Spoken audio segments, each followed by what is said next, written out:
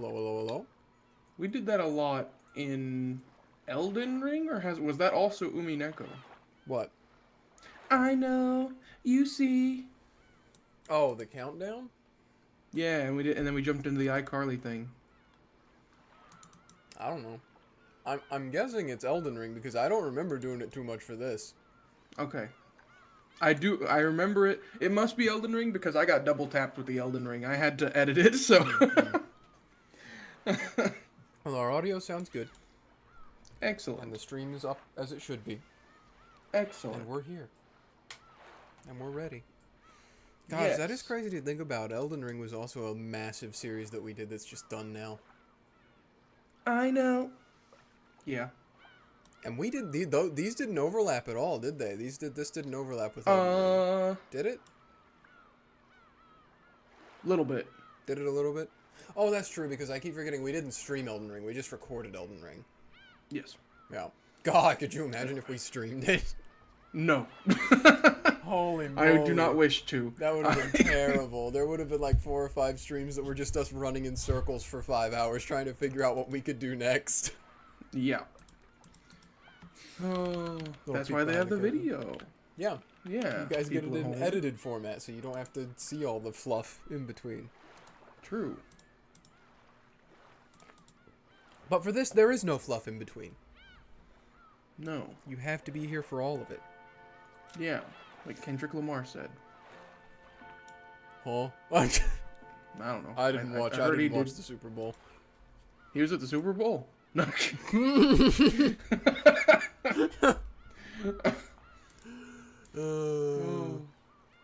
All right. This just in. Erika Furudo interrupts Kendrick Lamar's performance at the Super Bowl. Dang. Well, what happened last time? Ah, yes, indeed. Anja got angry. Mm-hmm. Because Bernkastel's planting thoughts in her head. Yeah. Although, not necessarily incorrect thoughts, I will say. I think both Bernkastel and Beatrice / Battler's side have their own merits to their opinions that they have on this situation. I just agree with Battler and Beatrice more. But yeah, no, Bernkastel's all about being like, no, let's find the real truth. You want the real truth? Let's find it. Even if it hurts. Let's do it. I'll back you up. Let's go. And Anja currently's on their side. She's going that route. Anja wants the real truth, no matter how hard it hurts. She wants to know what happens. So she's in the Featherine Burnt corner right now. And in the other corner, we've got Battler Beatrice. And last episode was just a big old fight, pretty much. Yes, it was very cool because Anja showed up and finally became a true witch of 1998. Yes, and she got her cool witch outfit. Yeah, a black witch outfit. Yeah. And was it her? Who started summoning all the fragments in the bottles? Avatrice started summoning Avatrice. Because I remember because she said, she was like, Aunt Ava, it's your turn. And then Ava was like, what? What do you mean? And then Avatrice showed up. And we were like, oh, wrong Ava. Wrong. Yeah, that's right. Yeah. So then a bunch of goats started popping up from the future with their own theories of what happened on the island, eating it all up. The illusions and the I guess you would call them the Inquisition forces got to team up. They got to team up because there were either theories that disproved the illusions, so the illusions couldn't do anything against them, or there were theories that couldn't disprove the mystery. So the Inquisitors got to fight the ones who were saying that it was mystery, and the illusions were getting to fight the ones that were saying it was fantasy, and they were holding the line as all the humans retreated upstairs. And we've got our MacGuffin situation right now. Not necessarily MacGuffin. Oh, actually, we do have a MacGuffin situation, but that wasn't what I was going to talk about. Where we're trying to open the door to the Golden Land. Beatrice is trying to open the door to the Golden Land so that everyone can escape from the ocean of goats, which is threatening to kill everyone on the island. And then there is a real MacGuffin situation, which is Aunt Ava's diary, which it has been said in red contains the truth of what happened on October 4th and 5th, 1986. And it is now being referred to as the Book of the Single Truth, which goes insanely hard. Yes. And so that's what Ange's trying to get to open it up. Yes. And she got to it where we left off last time, but then big sister-in-law showed up and said, Battler doesn't want you to open that. Mm-hmm. Because we have a bit of a... Yeah, go ahead. I was going to say, we have a strange situation going because it's like half meta, half not meta how Ange's getting this right now. Yes. Because she's also in the real world with Hachijo Toya. Yeah, that's right. That was funny. There was a little back and forth where it was like when she's in the real world, she has the key. Yeah. But when she's here, she does... no, it's when she's in the fake world, she has the key. Not the fake world, but when she's in the cat box world, she has the key, but not the book. But when she's in the real world, she has the book, but not the key. Yeah. So we'll have to see how that develops in the real 1998 world. Yep. And Battler, the reason Battler couldn't show up to tell Anja, no, I don't want you to do that, is because he got locked in a duel with Erika Furudo Erika. Mm-hmm. And they've both trapped each other in closed rooms that they're trying to figure out how to get out of. A true chain deathmatch. Yes, leaving only Beatrice to be able to stop Anja right now. So we'll see how it goes. It's exciting. Also, hi, Dugonklid. Hi, Dugonklid. Is this where we left off? I mean, I suppose it has to be, right? I just wasn't sure because I remember I think I also saved here last. So for a second, I almost thought that I didn't save, but this is definitely different dialogue than what we left on last time. So I think we're good.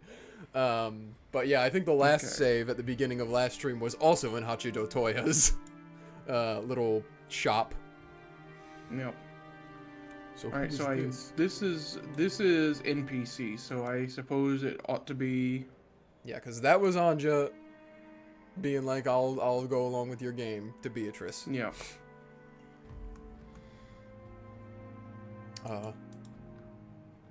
If you wouldn't mind, because I think I will be speaking soon after.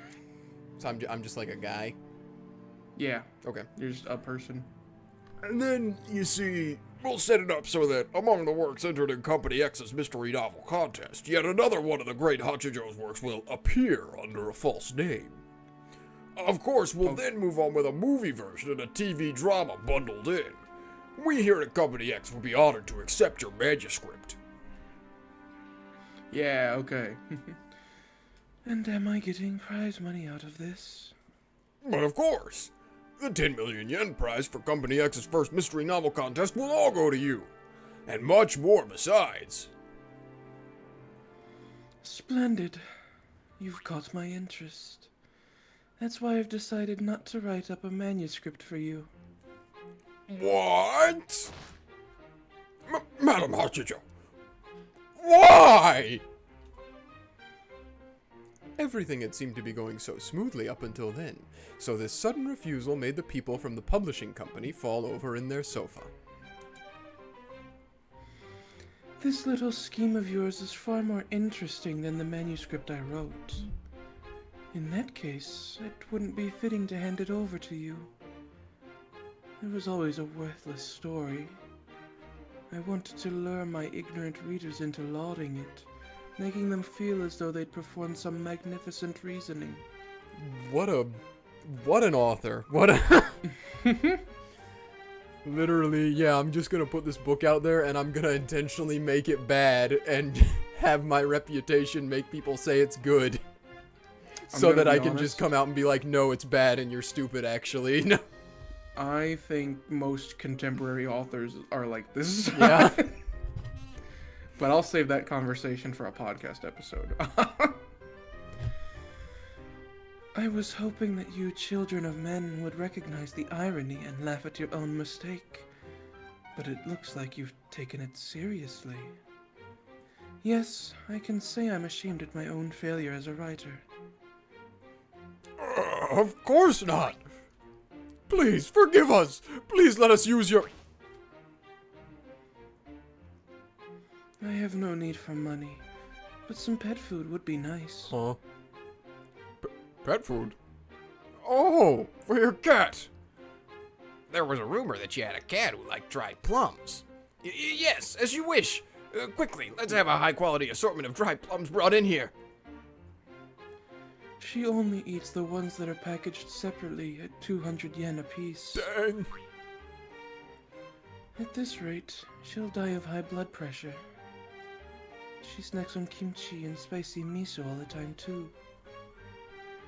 Really, there must be something wrong with that cat's tongue. The cat meowed an objection from where it lay on top of the bookshelf. I cannot give you this manuscript, but why don't I write up a new one for your company's contest? However, I won't write it under my name. It's estimated that thousands of manuscripts will be sent in for your contest. If you manage to pick mine out from the pack, and if you also find it deserving of the prize, then I would be happy to continue our discussion just now. How does that sound? Aha! Just the honor of receiving your manuscript is more than enough. You people truly are amusing, fawning and cringing all the time. But I've grown weary of this for today. Leave now. Meeting with children of men can be so tiring. We are deeply grateful for your kindness in allowing us this meeting.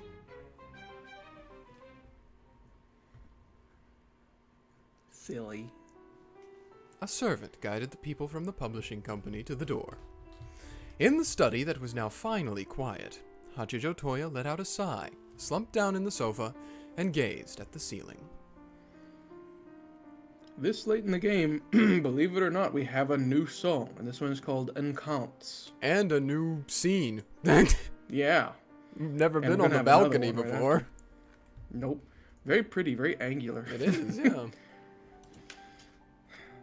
It is tiring, but the stimulation of talking with a child of man isn't such a bad thing, in small doses. Is this... This is probably you, yeah. Okay. It's good for you to talk to people every now and then. You'll go senile if you stay shut in all the time. Yep. The black cat leapt from the bookshelf and landed softly on the carpet. Dang! This is like her writing room. Mm-hmm. Then its form silently twisted and became that of Bernkastel. Indeed. They certainly can be entertaining. Inviting them over now and then may go a long way towards alleviating my boredom. At any rate, I think I will write that manuscript when I feel like it. It sounds like they'll even bring a gift for you. What's all this about pet food? How rude. Well, that's what it is. Here.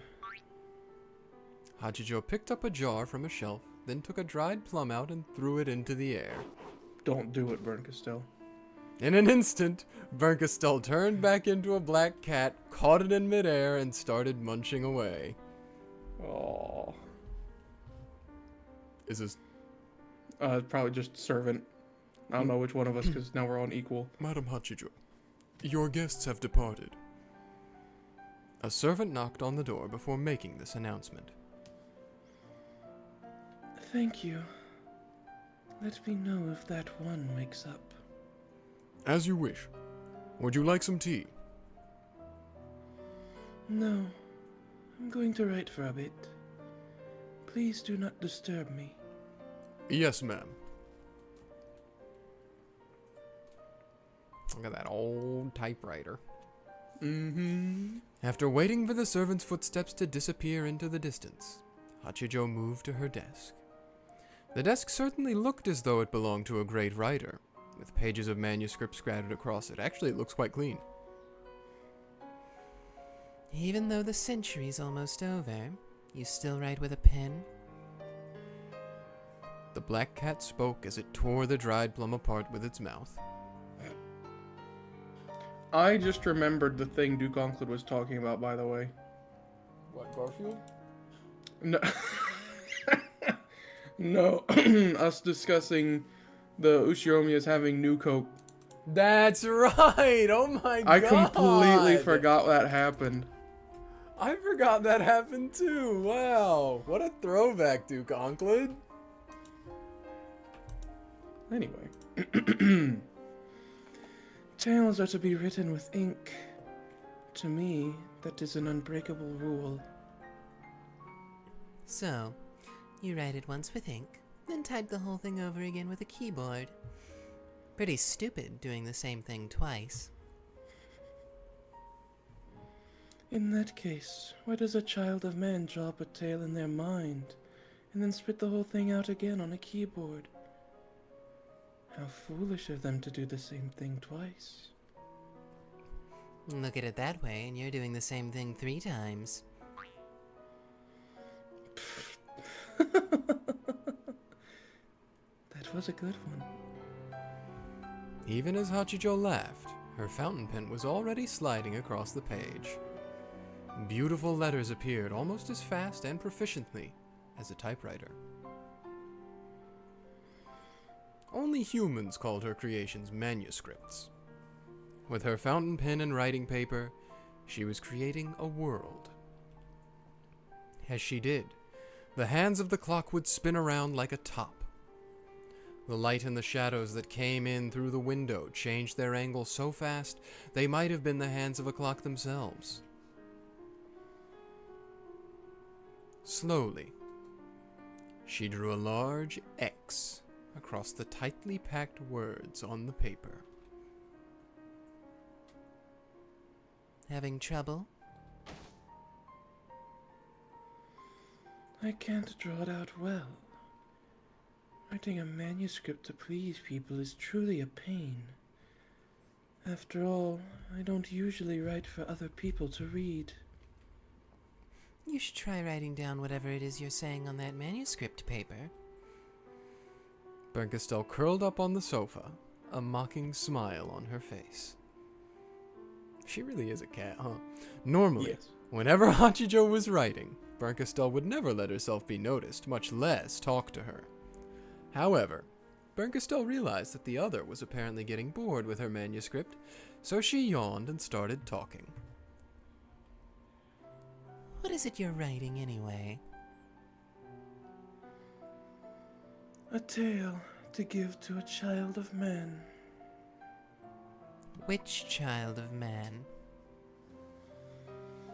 It's a tale I promised to write for a Miko who once read for me. Ah. You're still writing that? I can't think of anything to write that would give her satisfaction. Looks like Aohao's giving up yet again. You always promise to write a story, then get stuck before you've finished and give up. If I had given up, I wouldn't be worrying over it like this. There's only one tale that Ange's wanted from the beginning. The tale of the single truth. Anja said she wanted to know what happened that day. No matter how many tales you write distorting the truth, she'll never be satisfied. And yet, I do think my tales are far more interesting than the single truth. Anja doesn't want to read an interesting tale.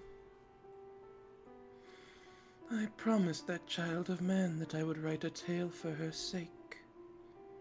So, I'm writing a tale to please her.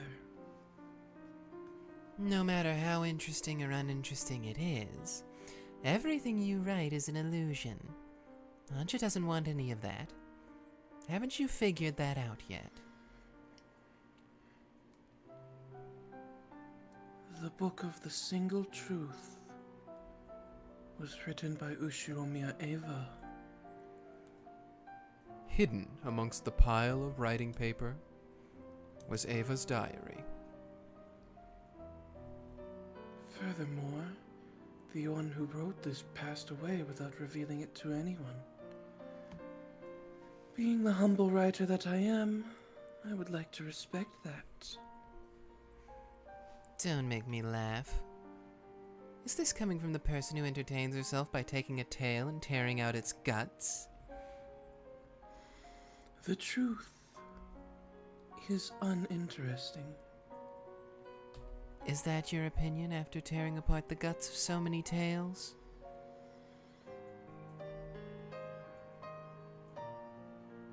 You might as well say that. With a self-mocking laugh, Hachijo set down her fountain pen. I certainly have aged. The first thing age taught me was that not knowing is more precious than knowing. That definitely sounds like something an old person would say. But I'll bite. What do you mean? Knowing and not knowing. These two things have a one-way relationship. True. It's possible to switch from not knowing to knowing, but you can't do it the other way around. Amnesia. Hit your head hard enough. When I realized that, I saw the noble purity resembling virginity that exists in not knowing.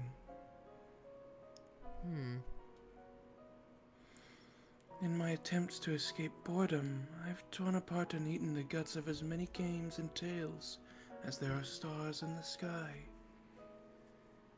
But always, my relief from boredom is short-lived. It's also fleeting that I've started to ignore each tale as an individual story. That's right. If you eat a cat, then you only get to enjoy it for one night. What? But if you let it live, it might start calling you names and getting sarcastic. I see. I understand this analogy now. Indeed. Even the annoying way they break into your sweets cupboard or sneak into your bed can be part of their charm. You've been sneaking into Hachijo's bed, Burkestel? I don't think Lambda's going to be very happy about that. Hachijo looked around at the books covering every square inch of the room, then softly petted the cat's back. I might have been able to enjoy a single tale much longer and much more deeply. As I've eaten my way through countless tales to escape boredom, I haven't really been eating them. I've just been killing them. And in the end, they'll kill me back. Hachijo laughed with self-derision. Even in Beato's game, you tried to tear the guts out. I just wanted to check my answers. I did try to do it in a way that respected Beatrice, the weaver of this tale. Yeah. I think it was pretty well read. All done so that people who didn't understand wouldn't figure it out. Will it make for a better tale if ANGE learns the truth, or if she doesn't? To be honest, I don't know anymore. So, fully aware that you'll scorn me for it, I've decided to stop writing the rest of this tale. What do you mean? I won't write it. I will merely record it. The tale that Ushiromiyas ANGE weaves herself. So, you're going to do that sort of thing again? After growing tired of 1,000 years of life, I've decided that choosing not to know the truth is the more noble path. However, I now see that it isn't fair to force my opinion on ANGE, who hasn't lived even 100 years. So, you're going to leave it in ANGE's care? Yes. I will silently record it as it plays out. If you're leaving it to ANGE, then the rest of this tale is pretty much set in stone, right? So it would seem. Let it be so. After all, in the end, a tale that a child of man weaves for herself will be more fun than any story I could create. In that case, why don't you lend a hand in Ange's tale? You've already given yourself a role in it, haven't you? So, is it my role to bring this tale to its conclusion? Come on. That's no way for someone in Beato's game to talk. It's your job to tear the guts out of the cat box.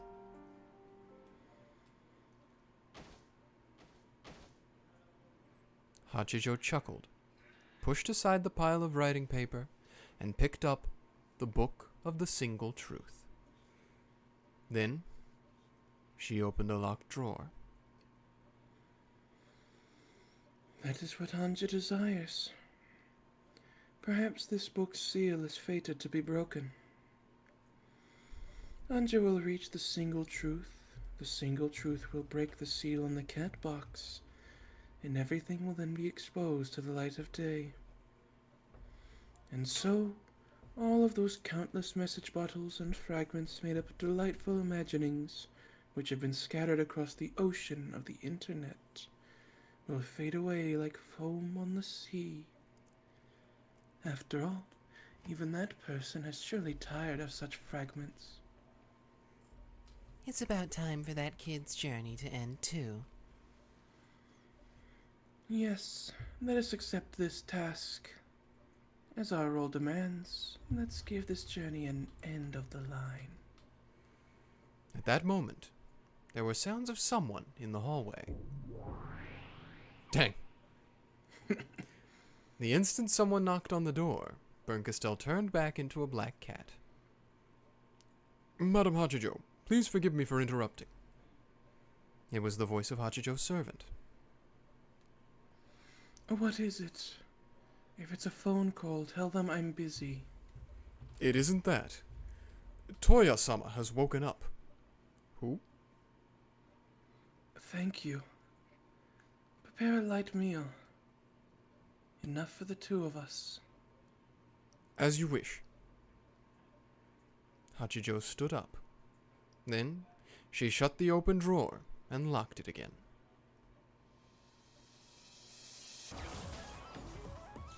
Holy moly. That's not the music I expected. That's...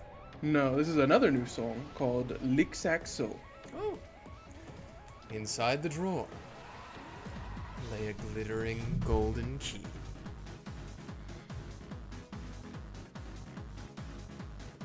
Back to the cat box. Yep. Repeat it. The definition of a closed room prevents all varieties of entering and exiting. I refuse. By definition, it's impossible for a closed room murder to take place inside a perfect closed room. The chain might have been repaired after it was destroyed. The door might have been repaired after it was destroyed. The wall might have been repaired after it was destroyed. My closed room doesn't involve anything being repaired. Good though. This really is getting fun, Battler-san. Sorry, but I don't have time to play with you right now. I'm sorry too, but as a fellow witch of truth, I can't let you get in on Jasan's way. Come to think of it, you're a witch of truth too, aren't you? I guess that makes you a sort of mentor to Anja. The single truth. It is the supreme, the ultimate. Only a witch of truth can break down all barriers that stand between her and that truth. Is this single truth of yours really so important? There are lots of things in this world that aren't worth knowing. How important is 1986 to Anja really? It isn't important at all.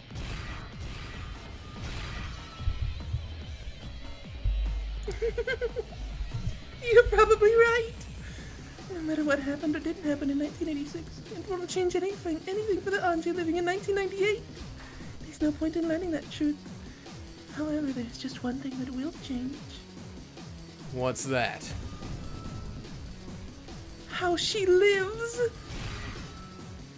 Erika transformed her reasoning into a scythe's blade and lashed out at Battler over and over. Battler also created a blade from his reasoning and attacked Erika over and over. In the middle of all of this, he questioned Erika, the girl who, like ANGE, called herself a witch of truth. Just what is the point of exposing the truth?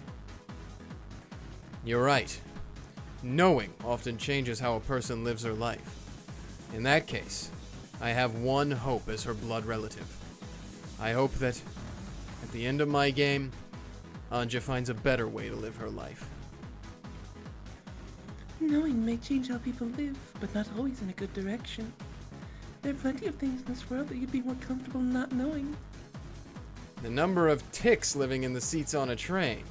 Those urban legends about nasty stuff in the tap water. The world's full of things you'd be better off not knowing.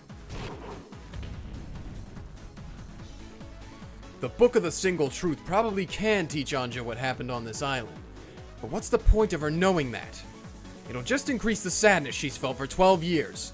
How many more years will it take for her to find happiness as an ordinary girl? How many more years will it take for her wounds to be healed? ANGE's desire to find the truth is hurting her, regardless of what the truth actually is. Though her deep wounds were slow to heal, they did begin to do so during those 12 years. However, ANGE kept picking at the scabs. In her search for the truth, she tore at those wounds herself, opening them up once more. It's time for ANGE to be free of the sadness of 1986. That's what all of us Ushiromiyas pray for. Who cares about that? The truth is everything. The truth is justice. It's a disease everyone gets at least once, usually in middle school. They just love to find out all those things adults are hiding. But don't you think it's fun to expose things like that? Yeah, totally. Reading dirty books wouldn't be nearly so fun if you didn't have to do it in secret.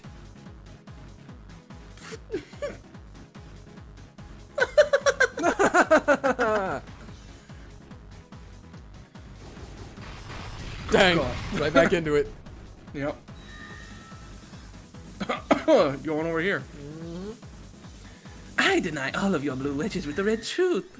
None of the methods you suggest could defeat my closed room. Now you get to feel it, ANGE. Now you get to feel what your big brother's been feeling for 4 episodes. ANGE was breathing heavily. The Book of the Single Truth was right before her eyes. If she could just defeat Beato, she'd be able to take the book to Bernkastel, and then she could read what was inside. Even though the truth of the final family conference on October 4th and 5th of 1986 was right there, the Golden Witch stood in her way. Her anger and hatred spun around inside her head, wiping out the composure necessary to theory-making. ANGE shook her head several times, clearing away everything that got in the way of calming her mind. However, no matter how many times she thought it through, the closed room sealing her in the chapel was perfect. ANGE wasn't particularly familiar with the mystery genre. However, she knew about all the fragments containing Beato's games so far. Her knowledge was shallow, but it should still have been enough to give her a good foothold. However, no matter how many blue truths she shot at Beato, none of them even made the witch flinch. Beato just blew them apart with the red truth and an elegant wave of her pipe. It's about time you gave up. I don't even feel this is a game between the two of us. Are you implying that I could never solve this puzzle? I'm just buying time until Battler finishes dealing with Erika. He's the only one who can bring you to your senses. Bring me to my senses? You're the ones making me do this by hiding the single truth! That's why I'm fighting you! This is my right! As the final member of the Ushiromiya family, I have a right to know the truth! Indeed. And that is the purpose of this final game. That's right. Without this final game, I wouldn't have been given a chance to reach the truth. At least for that one thing, I'm grateful. But as for what happened in 1986, as for who took your relatives and your family away from you, as a human, Your desire to know the truth is quite natural. However, even knowing this, Battler decided that it would be best if you didn't return to 1986. I know what Oni-chan's trying to say. He's telling me to look to the future and live instead of being stuck in the past, right? Correct. Battler wanted to use this final game to show you that. In that case, there's no need to keep waiting for my answer. The answer's no, Golden Witch. I died back in 1986. I've wandered about like a ghost for 12 years since then. And when Aunt Ava died, I lost my only reason to stick around on this earth as a ghost. That's why I decided to do one last thing before ending my life. And that thing is learning the truth of 1986. Yeah! Got a problem with that? Of course I do, you foolish girl! So, if you do reach the truth, you'll die. In that case, I can't let you have it. I must trick you and blind you as much as I can, to keep you alive. Battler wants you to live. Living without truth is no better than dying. I'm trying to find the truth so I can live. You just admitted that you were searching for the truth so you could die. Yeah, that's right. Then let me rephrase that. I'm trying to find the truth so I can die. I offered up my life when I made my contract with Bernkastel. Also, I could learn what happened that day. That single truth will be the souvenir I take with me to hell. Gosh. It's useless. You cannot break this closed room. This closed room is perfect. And yet I will kill you in this closed room. She had tried every theory, idea, and every bit of nonsense she could think of. However, none of it had any effect on Beato. Powerless and frustrated, with the Book of the Single Truth right before her eyes, Anja bit her lower lip. At first, this was supposed to be a game in which you were given a key. A key that would let you decide your future. Liar. You wanted to hide the truth in this chapel, then make me choose a door that leads to some optimistic future. That's not a choice. You're trying to decide for me. Parents have the right to prevent their children from making unsuitable choices. I'm not a kid! I'm an 18-year-old woman who can think and act for herself! Fool! You're just a 6-year-old girl who can't think of anything except the past. And whose fault is that? Because of you. I've been stuck as a 6-year-old all this time. Now it's time for me to tear apart your illusion covering the truth. Yes, now that I think about it, it's not this chapel that you've locked me inside. Since that day in 1986, for all these years, you've had me locked away in a closed room where I'm all alone and where no one will tell me the truth. And now, I'll tear your closed room apart with my own hands. Yeah, it's useless. It's all useless. I know the trick to your perfect closed room. Repeat it! You murdered me immediately after shutting me into this closed room. I refuse. Of course. You've been killing me for 18 years. Thanks, Beatrice. If you hadn't reminded me, I wouldn't have figured out the trick. Ange, you are young and you have a long future ahead of you. In fact, you're the Golden Witch who lives in the future, are you not? And live on in the future. Just how much are the past truths really worth? Don't they pale in comparison to the truth of the future? The truth you'll create yourself? My life is trash. My whole family died, leaving just me behind. That's why I'm going back to them once I've gotten my single truth. If you learn the truth, you'll just have to accept your family's deaths. Haven't you ever thought about living on, hoping that by some miracle, one of them might have survived, and that someday you might get a chance to see them again? I'm not worried about that. Even the Witch of Miracles couldn't find a fragment like that. In the Great Rokkenjima explosion, almost none of the family's remains were recovered. Some days. I hoped that this might be a sign that they had escaped the explosion and survived. That hope gave me the strength to live on. However, that hope wasn't strong enough to support me for 12 long years. So, even though I wanted to know the truth, I unconsciously averted my eyes. I felt that learning of my family's deaths for certain would force me to deny any possibility of someone miraculously surviving. But I'm tired of living on and on, with nothing but the impossible hope of a miracle keeping me going. That's why I've decided to accept my family's deaths. I decided to accept the truth, no matter what it is. That's why I became a Witch of Truth. How foolish to be blinded by the truth of the past and unable to see one's own future. Forgive me, Battler. I was not strong enough to guide your sister properly. A blazing blue wedge appeared in Ange's hand. It was long, thick, and shaped like a spear. This is the end, Witch of 1986. This closed room is perfect. Therefore, I can't get out, and you can't lay a finger on me from the outside. However, you locked me into this room, so we can say you killed me with this simple trick. You shut me in this perfect closed room and made me starve to death. Since you intentionally did this, it's totally fair to say this is a closed room murder with you as the killer. It looks like being overly vague with the cause of death backfired on you. So long, Witch of Illusions. See you in Hell.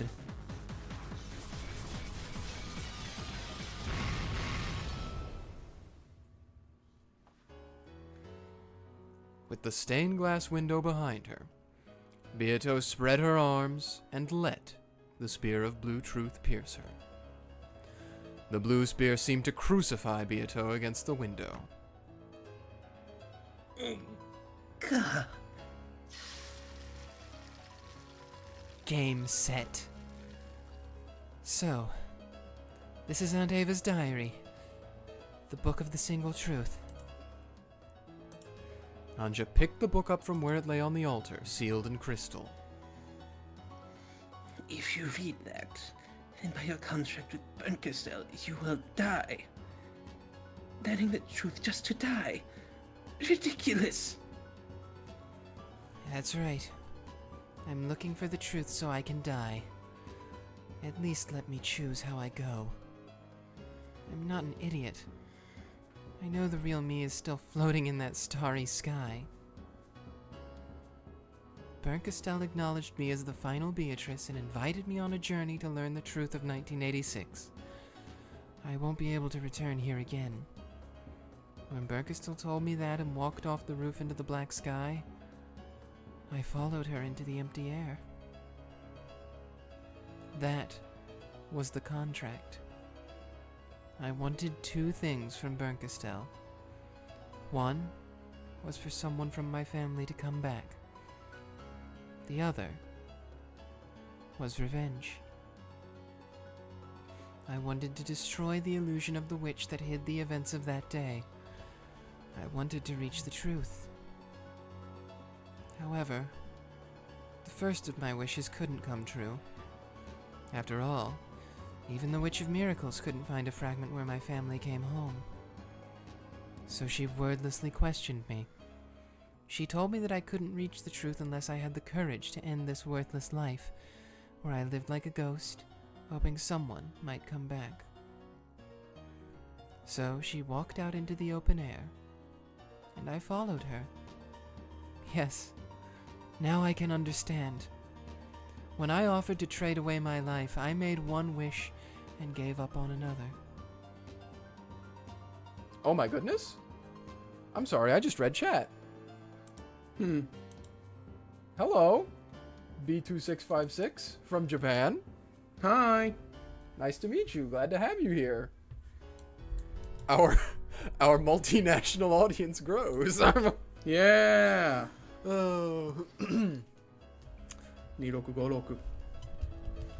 I wished for revenge against the illusion hiding the truth. And now, I've succeeded in that revenge, defeating the master of that illusion and obtaining the book of the single truth. What I gave up was my naivete, my continuing belief that someone from my family might come back. And now, I can accept that my entire family is dead. Ah, we've got he's a veteran. Or she. You might be a she. I don't know. He or she. They're a veteran. They're... Oh, I see. We'll get there one day. Yeah, almost done with one of them. We're almost finished with this. Yeah, we're closing in on the end. And we have promised to play Higurashi someday because of this, so... Mm-hmm. Look forward to it. Can you make someone alive just because no one knows any different? I didn't know that about Onkled. That's crazy. That's... Oh, look, you got a familiar face. Their favorite's Natsuhi. Ha! My man! These cat boxes you talk about are just naive delusions. The idea that a corpse can live as long as you keep it hidden. But even if you hide a corpse, it's still dead. Do you really think you can heal my wounds by saying that they'll always be watching over me from the clouds like some kind of fairy tale? I'm ANGE Beatrice, a witch of truth. I'll free myself from that life as a ghost, waiting for a miracle that never happened. I'll end my life as a noble martyr who's reached the truth. Didn't you once come to understand the power of magic through Maria's grimoire? Yeah, I understood it. And then I despaired when I realized how powerless it was. And that's what Oni-chan is trying to force me to use now, isn't it? If I use magic, then my family will always be by my side. Don't take me for a fool! You think that kind of magic, an illusion, a daydream, can heal those 12 years? And how am I supposed to go on for decades and decades into the future? Someone, come back to me, someone! But no one's coming back. So at least tell me what happened that day. Bergestel said she'd tell me. My master! I have the book of the single truth. I'll take it back to you, so give me the truth.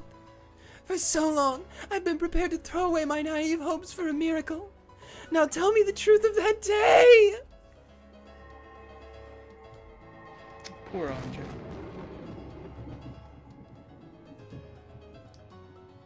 Are you asking how we say Umineko, like if we translated the word into English, or if we just say Umineko, the word? So the series, Umineko wa Umineko eigo ni. It would be seagull if you're directly translating it. Yep. Umineko wa seagull. But most people here say Umineko and Higurashi. They don't actually translate the name.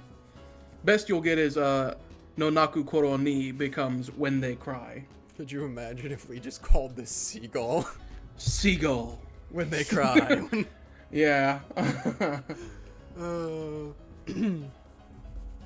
True. A blinding light poured out of the chapel. It seeped from the windows and the cracks of the door, even reaching as far as Battler's and Erika's eyes. What? It seems Comrade ANGE has completed her task.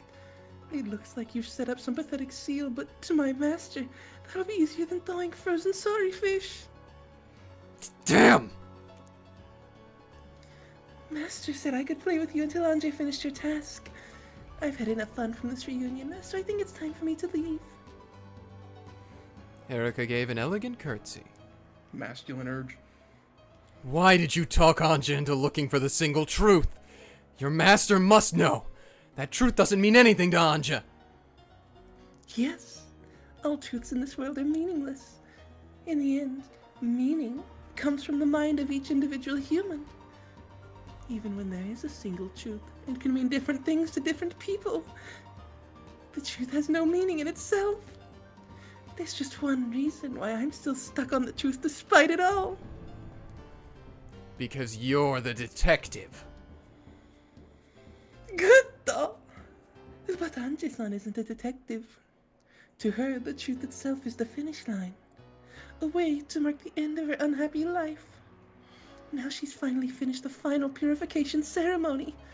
She's a one-night witch of truth, focused on learning a certain single truth before she dies. A temporary witch for the short time until she slams against the ground. I won't let Anja die. No matter how tough it gets, she has to live. That's the only thing all of us want. If she lives, all sorts of magic and miracles would be possible. If only you'd put your arm around her shoulder and told her that directly, you might not have lost. What do you think? Just by hearing you howl, this level of reasoning is possible for Furudo Erika. Live! Anja! He yelled towards the chapel, but Anja probably wasn't even there anymore. Badler's yell was swallowed by the empty pitch-black sky and the sea of rampaging goats. Forgot about those. I was gonna say, I almost forgot after all that. Comrade Ava, our mission is complete. Let's withdraw. Oh, are we done already? And I was just about to tear this island apart with my own Ava culprit theory. Ava appeared in midair and cackled. Sorry, Badler-kun, that I wasn't strong enough. For 12 years, I protected that kid in my own way. I'm grateful. However, she's decided this for herself. She's 18 years old now. Don't you think people should decide how they live their own lives? Sorry for being a doting big brother. Later. I'm Lady Mancastell's piece at the moment. It's time for me to go. It's weird having her be so casual for once. Mm-hmm. I'll see you later, Comrade Ava. Oh! Ava held her palm open, and a small, pointy, blue fragment appeared there. The fragment burst, and with a blinding flash of light, Ava vanished. It was the same light that had seeped out of the chapel earlier. Pieces cannot leave the game board. However, the Voyager witches alone could come and go. This was probably some sort of magic that Bernkastel had given them. Erika opened her palm as well, and the same sort of fragment appeared there. That's enough for now, I think. Who knows? This might be the last time we meet. Wait. We haven't settled our fight yet. If he could steal the fragment in Erika's hand, he would be able to go where Bernkastel was. The seal surrounding the Book of the Single Truth would probably be melted easily with Bernkastel's power. However, even so, it would take her some time.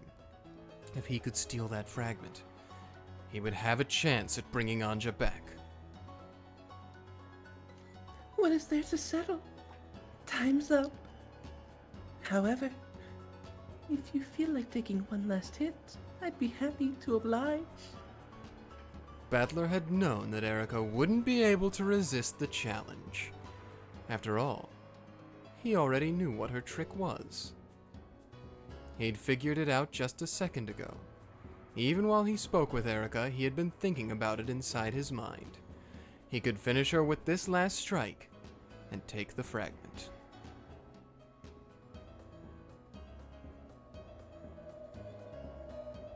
Let's go, Erika. This'll decide it.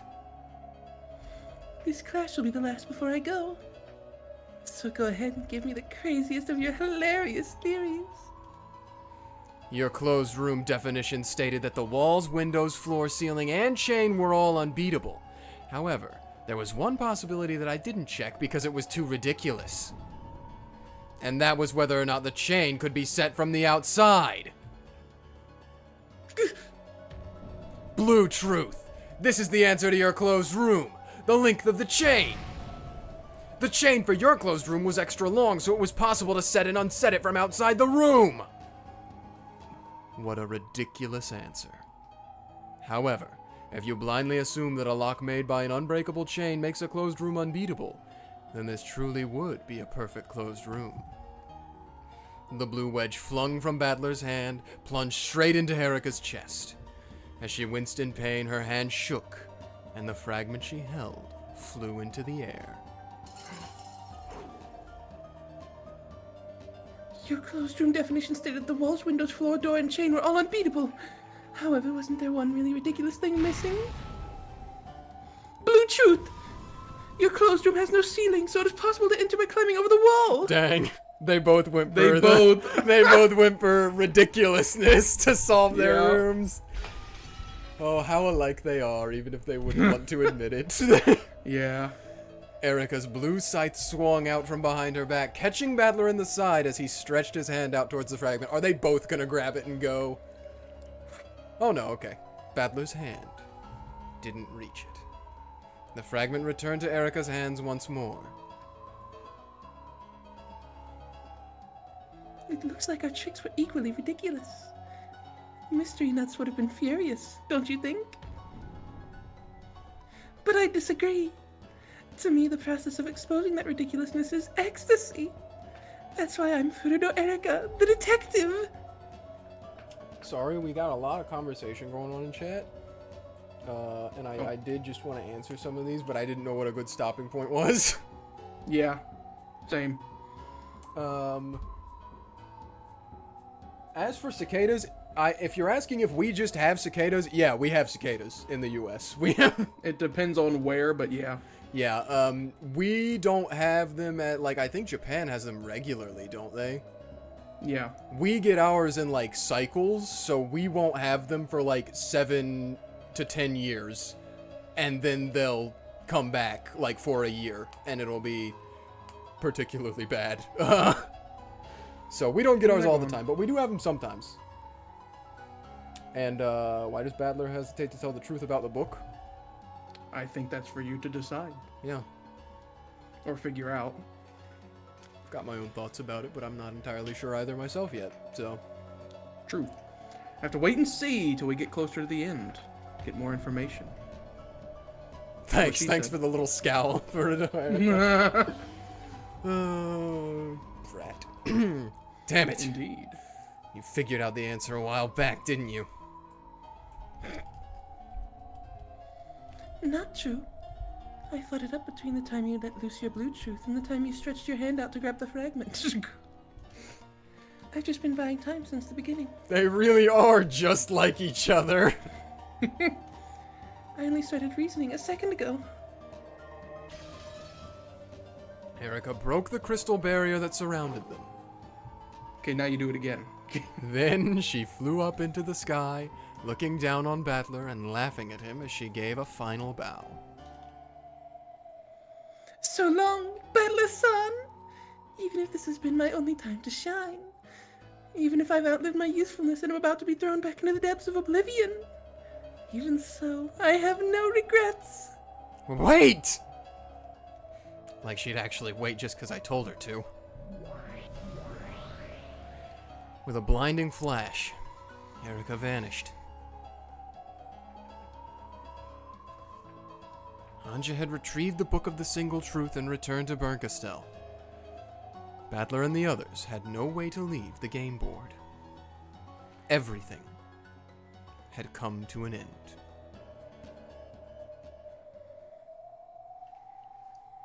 Oh boy. Hey, Beato. This sucks, doesn't it? This is... A gold butterfly flitted by, and Beato appeared. My apologies, Battler. I let Anja get away. I'm sorry, too. We've let them escape. It's all over. Battler had created this game for Anja. Now that Anja was gone, the game board no longer had any purpose. And even if that hadn't been the case, the game board itself had been chewed to bits by the goats, and was now like a single leaf floating on a sea of nothingness.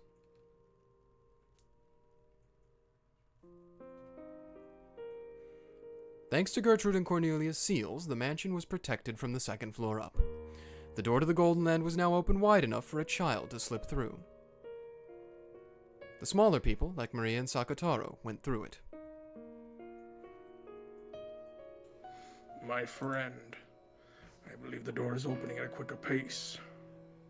Indeed. To my eyes as well, it seems to be so.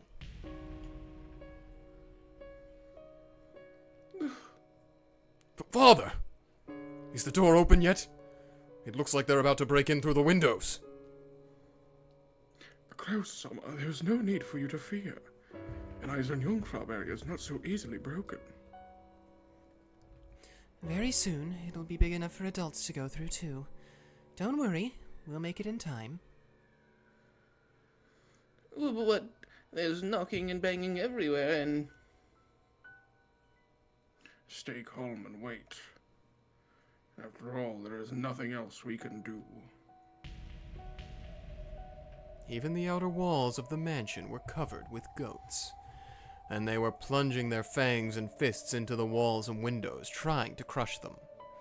So, anyone watching the goats stuck to all the windows in the hallway, smashing their thick arms against the windows, couldn't help but be terrified, even if they knew about the barrier. However, anyone watching the group of goats gathered at the top of the big staircase on the other side of the barrier would probably feel a different emotion. Rather than terror, it was a sad, empty sort of emotion. The barrier was drawn across the landing at the top of the hall's great staircase. Beyond that barrier, everything had already been eaten away.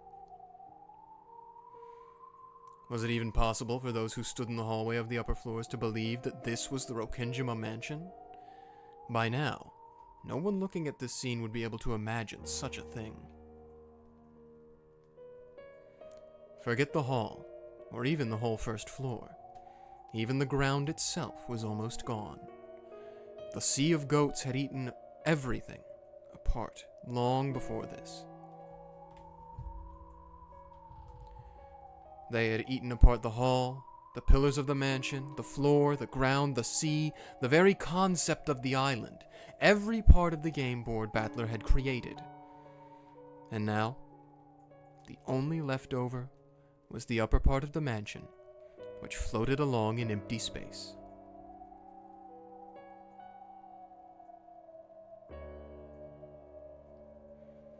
How pitiful. To what do you refer? The goats, in their eagerness to chew this island apart, have eaten up even the ground they stood on, dropping themselves into nothingness. This had once been a huge entrance hall. Beyond it had been a vast rose garden. There had been so many places to stand upon. However, now, holes had been dug everywhere, and nearly everything outside the mansion was completely gone. Some goats were clutching to the few remaining footholds and pillars, still eating away at them. Let it be known that exposing the truth is murder. Why can't humans live without killing, I wonder? Throughout their long history, so many have prayed for miracles, but in the end, they eat up their own chances at receiving them, eating up the very ground they stand on, and falling into the abyss.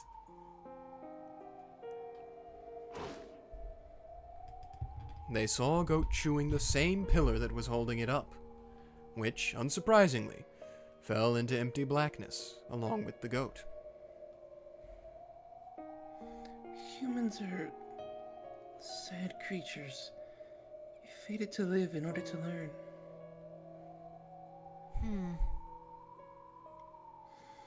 If learning means eating away at the same hopes and dreams that keep you alive, that would mean humans are born just so they can die.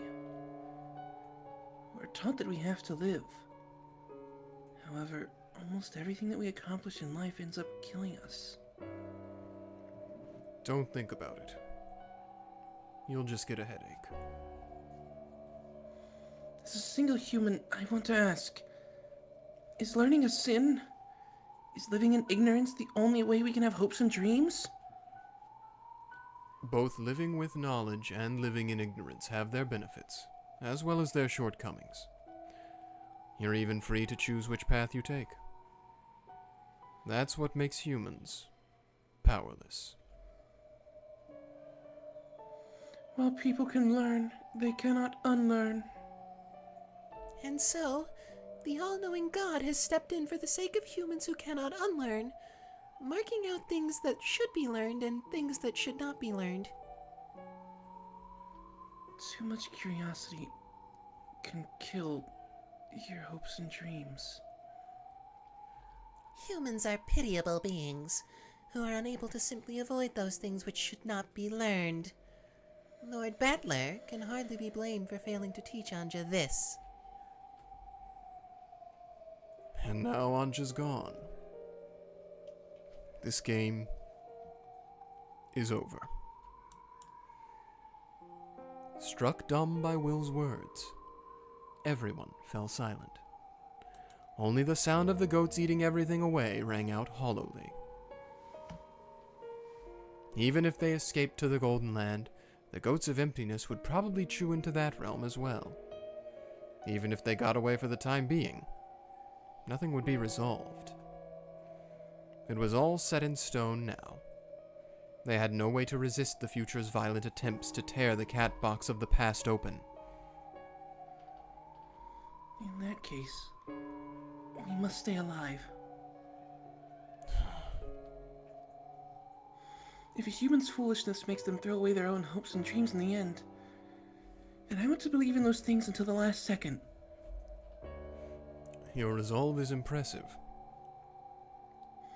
I'm the one hope held by Beatrices of a million worlds.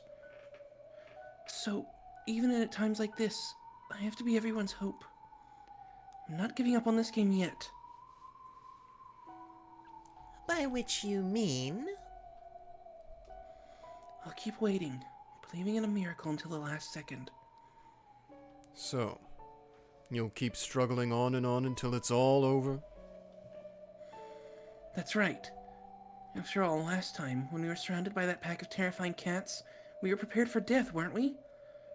But Lambda Deltason saved us. If we had given up, if we hadn't had the strength to believe in a miracle, then I'm sure we would have been erased before help could come.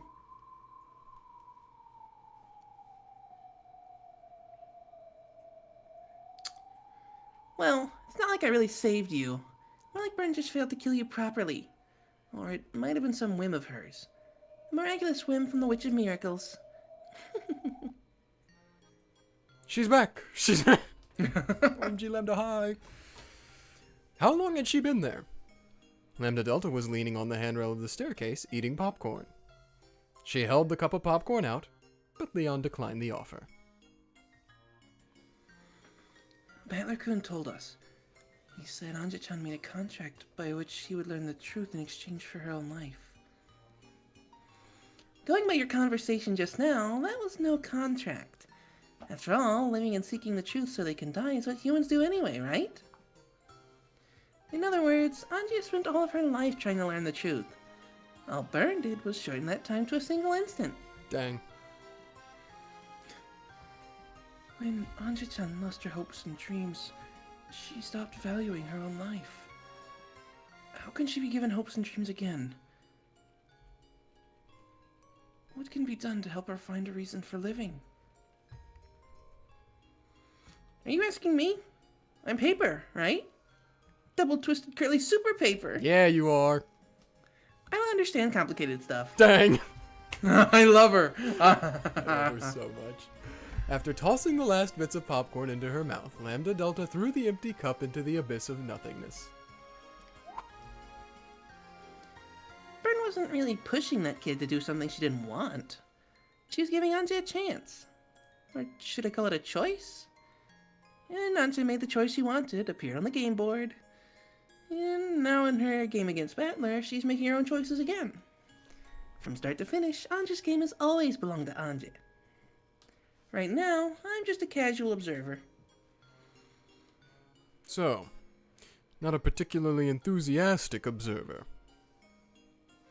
Maybe. It's a play with an obvious ending. So I've decided I might as well take my leave.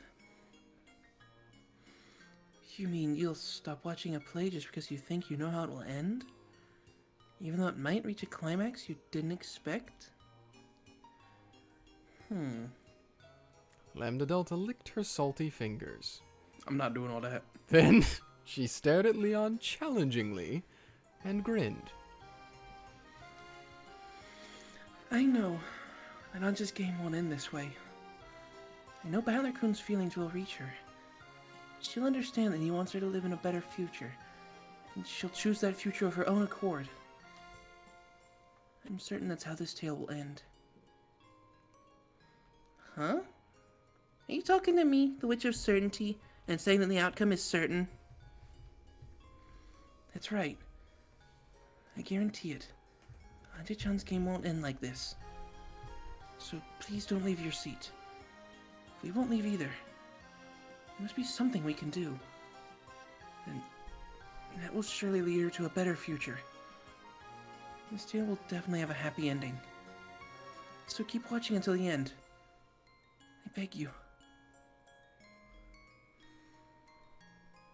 Even though I've already announced as the Witch of Certainty that this tale won't have a happy ending, the definition of a happy ending is something everyone watching gets to decide for themselves, right? For a while, there was a tense silence. With a confident gaze that seemed to be saying, "Are you serious?"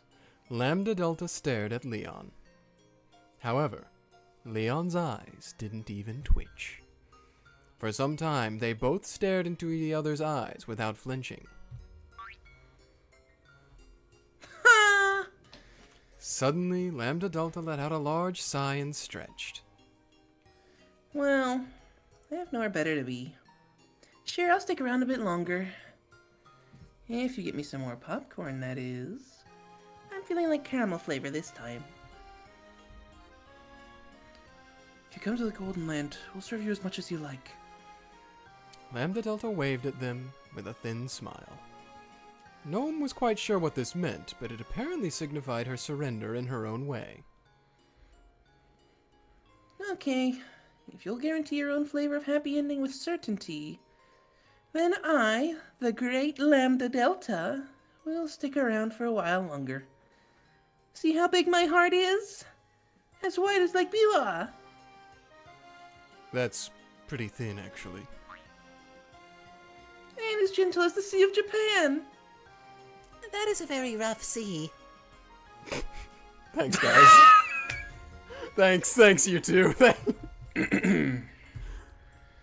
Please allow us to speak. It would seem that she meant it the other way around. There was some muffled laughter. Lambda Delta is the witch who gives strength to those who possess unshakable willpower. Leon believed in a happy ending, and that certain enthusiasm might have been enough to earn a small miracle from Lambda. You better not let me get bored, okay? If you do, I'll leave right away. Of course, I'm sure Battler-kun will be glad to welcome you as well. Leon understood. In order to fight back against Mercastel, who had taken Ange outside the board, they would need the power of another who was capable of leaving the board. Their last hope was to make sure Lambda Delta didn't abandon this game. However, judging by Lambda Delta's expression as she hummed to herself cheerily, actually asking her for help was probably going to be a problem. Look, Zepar! Everything from the first floor down is gone! What a spectacle! Not a sight you see every day. You think that, like, they just do that with everything? Oh, definitely. Like, they're walking through the hallway and they're like, Look, Zepar, it's raining outside today! Oh, how the rain will nourish the ground! yeah, exactly. Oh, absolutely. Oh, I can't. I imagine they live in like a super cheap like apartment in some terrible city. And they're just living in their own little wonderland about how amazing things are. Yeah. I want to have that kind of positivity. How have matters progressed upstairs? All right, we came here to tell you that. Hey everyone, sorry to keep you waiting. Dang. They say the door to the Golden Land has opened!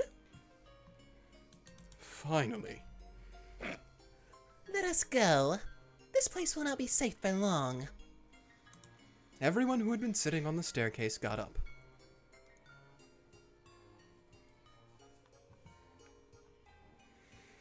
I guess this is goodbye, Rokkenjima the Beautiful. True. It may be a shadow of its former self, but this is the last time we'll see it, isn't it? Say it ain't so. What's with that gloomy attitude? Come on, show me, okay? Let's see a happy ending.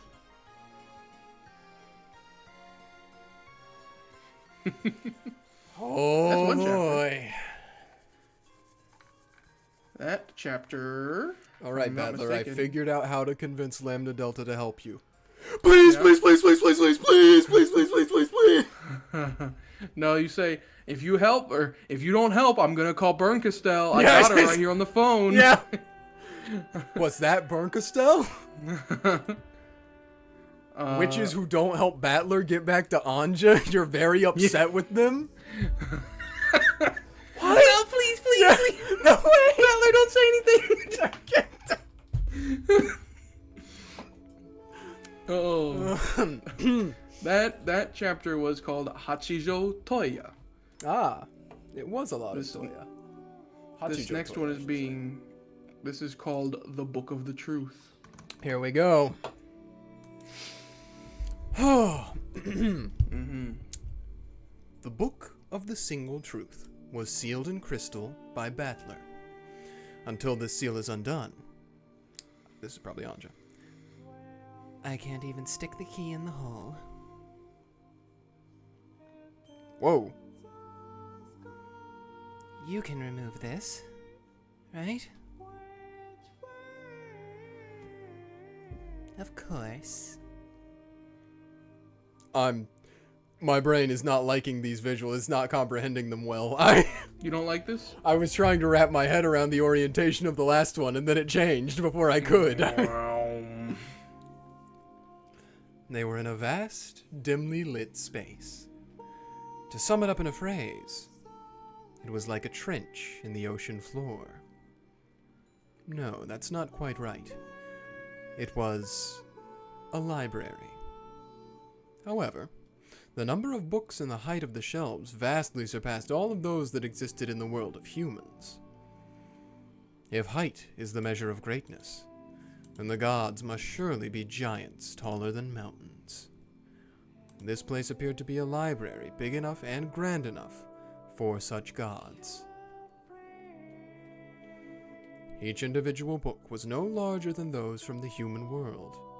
However, the shelves holding them stood like the walls of a valley, or rather, a deep-sea ocean trench. So, Anja and the others looked like little more than a few small butterflies who had wandered into this vast library. Like minuscule deep-sea fish swimming about all alone in an ocean pit. This is more like ice than a seal. If you just steal it away from Battler and put it under the rays of the sun, it'll fade away by itself as time passes. Isn't there some way to just smash it open? Do you thaw your frozen fish by smashing it with a hammer? Sorry, I was always terrible in cooking class. Kitties, thaw this seal.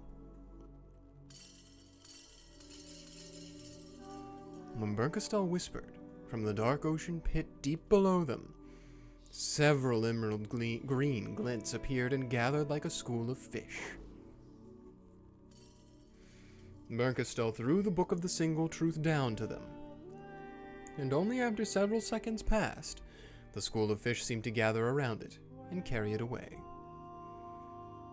Those few seconds made it clear just how deep this bookshelf trench went.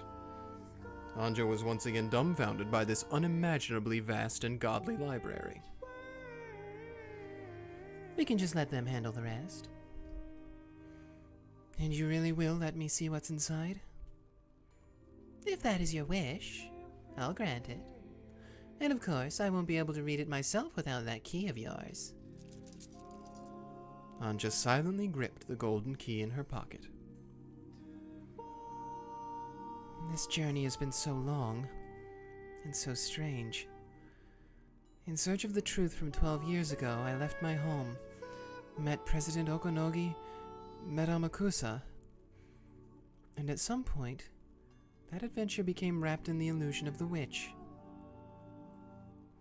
However, here I am. Ushiromiya Eva's diary is here. The truth inside it is sitting right before me. Rest for a while. Even I don't have enough free time to spend it all with you. Well, I'm not really tired. Erika, serve Anja some tea or something. Yes, my master. Erika popped into existence out of nowhere and bowed to her master. Berncastel, if you're planning to use me to steal both the key and the book, you won't get off easy. How dare you say such a thing to my master? Sorry. After my long experience with witches, I've decided not to trust normal words. Very well. I'll promise it with the red truth. When the seal on the book of the single truth is dissolved, you, Anja, will be the first to read it. Is that good enough for you? For some time, Anja considered the witch's words, searching for some sort of trap hidden within them. And there's no guarantee greater than a witch's red truth. Anja understood this well enough. If she started to doubt even this red truth, there would be nothing left to trust in this entire world. If she began to suspect even this, even then the truth would no longer be truth.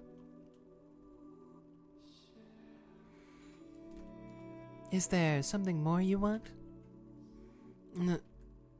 No. I'm fine. If she wanted to read the Book of the Single Truth, she would need Berncastel's assistance. Anja finally realized that she had nothing to gain by complaining more and annoying this witch further. Once you've dissolved the barrier, call me right away. Of course. I also want to read it as soon as possible. I'll call for you at once. Byrne spun away from them, then vanished into the dark bookshelf trench. Anja saw a school of emerald green fish appear and follow behind Berncastel. Could those be her familiars? As she stared at the emerald lights that resembled some sort of deep-sea fish, Anja was poked from behind.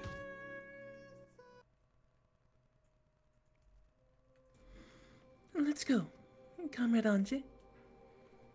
You're creeping me out, so please just call me Anja. Then you can call me Erika-sama. Let's get going, Comrade Erika.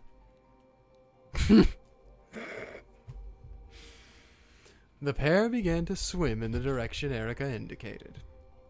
Swim seemed a better word for it than fly.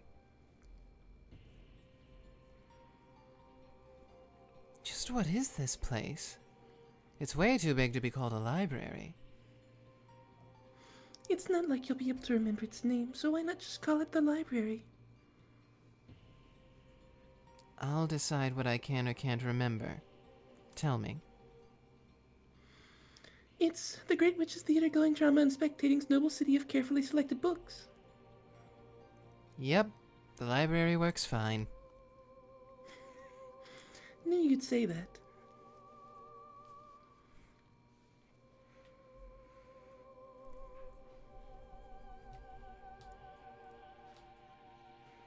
The City of Books. Yeah, the name fits.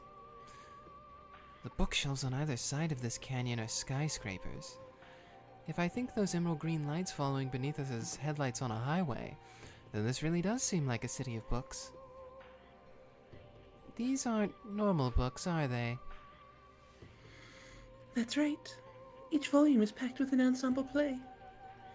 They look like books from here, but if you open one up, you'll find a whole world inside. All of Higarashi's here somewhere. So, even our long tale is only one of these. Great witches who live on a far, far higher plane than we do are hardly any different from a creator or god. From their perspective, our little tale is worth little more than a single book, if it's even worth that. From a theatergoer's perspective, our individual lives are hardly worth anything at all. If they're recording an entire world in a single volume, then my life probably isn't worth a single line. But we're the main characters. I am, and so are you. That's right. Even if the tale of the gods doesn't mention us, we're always the main characters in the stories we write for ourselves. Becoming aware of that fact is the first thing that separates witches from humans.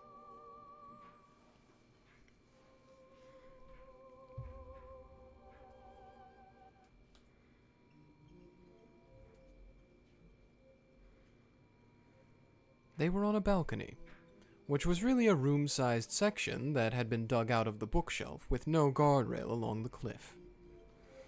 It didn't go in very deep, so it looked like a room that had been cut in half. It was filled with the tools of everyday life, as though this was Erika's hidden house.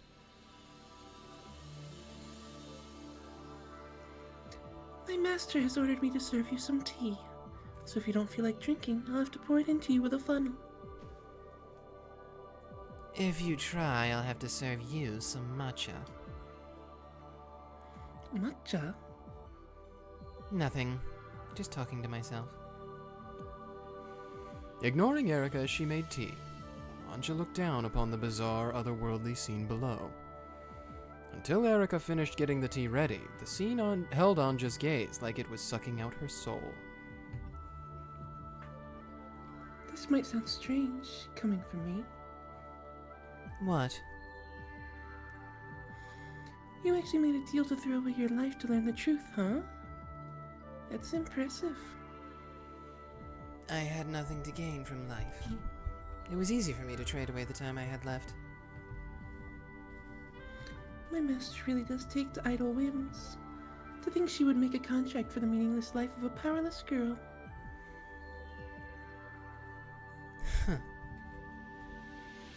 Anja chuckled, not bothering to argue. That was exactly right.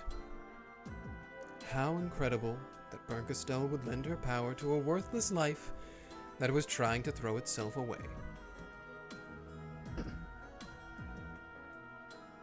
Well, my master is the witch who controls miracles. So it makes sense that she'd appear even for a worthless girl like you. Good point.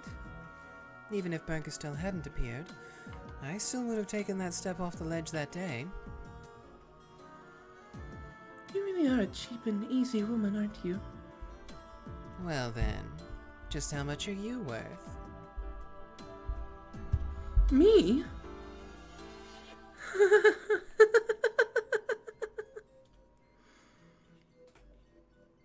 The way Erika cackled was disturbing. Still, Anja realized that this was her way of answering the question. People don't become witches of their own choosing. If they're capable of living, all people want to live their lives as humans. When something comes along to trip up that life, that's when the road opens to living as a... that's when the road to living as a witch opens. Even Furudo Erika, who calls herself the Witch of Truth, must be like this. The two witches of truth, sitting here drinking tea without even looking at each other, are exactly the same. You know what this scene reminds me of? What? You're gonna laugh when I start this. Do you remember in Breaking Bad? Yeah. When Jesse and Walt are sitting in the two lawn folding chairs? Yes. I know exactly what That's you're what this talking reminds about. me Yeah. of. See? Yeah, I can get that it vibe sounded from it, yeah. silly, but it's real. It's okay. I like exposing the truth. I know that. I like exposing secrets, then watching those people turn pale as they wonder how I figured it out. That's when I know I have reached the truth, and it's a moment of ecstasy. There's something seriously wrong with you. Well then, what does the truth mean to you? Anja was about to give an immediate answer, but she bit back her words. Then she gulped, not knowing how to respond. After all, to Anja, the truth itself was the goal. At first, it was out of hatred. Could Ushiromiya Eva, the sole survivor of Rokkenjima, be the culprit behind everything? She hated Eva, but she had no proof that her aunt was the culprit. And of course, Eva never talked about what happened on that island. So at first, the truth meant proof that Eva was the culprit in Anja's eyes. However, that feeling withered away with Eva's death. Now that Eva was dead, even if Anja did find some kind of proof, it wouldn't mean anything. So, eventually, the truth Anja wanted to find became nothing more than the simple desire to know what happened on that island that day. However, one thing was obvious. Even if she did find out the truth, that wouldn't bring any of her family back to her. It might not mean anything at all. You're going to expose the truth your beloved Oni-chan is hiding, even though it's meaningless? You're the one who's not making sense. Erika laughed mockingly. Anja laughed too, as though she agreed. And so, my own truth became my goal. Maybe you could even call it my reason for living. So, once you do reach the truth, there won't be any point or purpose to you living anymore, right? That's right. So I'll die. Hasn't it been long enough? I've already lived 12 years too long. Don't I at least deserve to have a witch appear and grant my wish in my final moments? Or, to put it simply, you're just tired of life. Does that sum it up? Yeah. So both my reason for living and my very existence are completely meaningless. That's why this goal of finding the Book of the Single Truth has put a little sparkle back into my life, now that it's nearly over. At least on that score, I'm grateful to Burn Castell. I see. Battler wants you to live, so he hit the goal line that would lead you to death. I think I pity Battler-san for the first time. After all, you can't choose your little sister. Damn.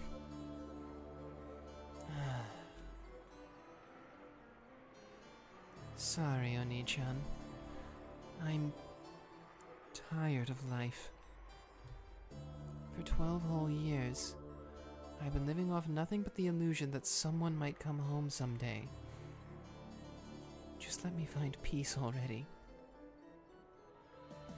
Finding the truth of that day is how I've chosen to mark the end of my life. For 12 years I believed in a miracle, but there was no miracle. I won't believe in miracles anymore. The Book of the Single Truth, huh? Of course, I'm also dying to find out what's in it, but from what I hear, it doesn't sound like the truth inside is something spectacular enough to mark the end of your life with. Yeah. At first I hoped there would be something earth-shattering in it. But now, I've calmed down, I guess you could say. Any truth searched for by a worthless person is bound to be worthless. It'll probably make for a fitting end to your worthless life. Dang! Yeah. I'm sure it will. Anja was already starting to realize something. Regardless of Eva's reason for staying silent, the real events of that day probably weren't anything earth-shattering. Some sort of malfunction made the bomb in that secret underground base explode. Yes. It was just an accident. But the public already believed that some sort of conspiracy surrounded the events of that day, so that's what they expected. Ava was a suspect herself, so of course no one would believe her claim that nothing strange happened. Naturally, ANGE didn't believe her either. That's what I've been saying this whole time. It actually just was an accident. Oops. Again, it does fit with the red truth that if Kenzo was just straight up dead and he was the only person that knew about the bomb, if it had been switched for some reason, then bye-bye. In that case, shutting up like a clam would be better than the alternative. It was hardly surprising that Ava chose to say nothing.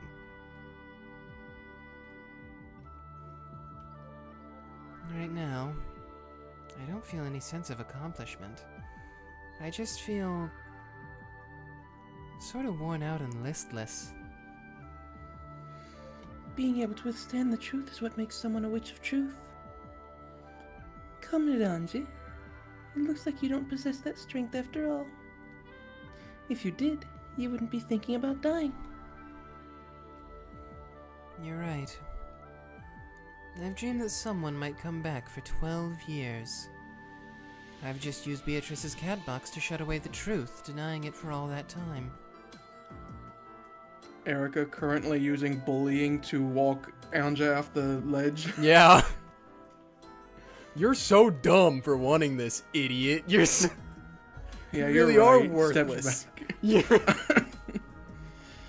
Oh. But it's working is It the crazy is. part. It is working. Erika the goat. Erika. When you read the Book of the Single Truth, I wonder what'll happen to you. Who knows? Won't Berka still carry out the contract by slicing my head off with a scythe or something? Or will I be turned into chunks of meat again? Maybe I'll get some salt and pepper this time. Love the morbid humor from ANGE. Always love the morbid humor from ANGE. Oh. I see. So that's where the chunks of meat thing came from. True, she wasn't there for that, was she? Nope. Did you say something? Nope, nothing at all. Anyway, would you like some more tea? No, thank you. ANGE listlessly gazed down from the balcony with no handrail. Down into the darkness of the abyss at the bottom of the bookshelf ravine. No. The gap between the bookshelf skyscrapers. From the beginning until the end of... From the beginning until the end of my journey, I haven't taken a single step away from this spot. This journey of mine, not even a single step long, will end soon.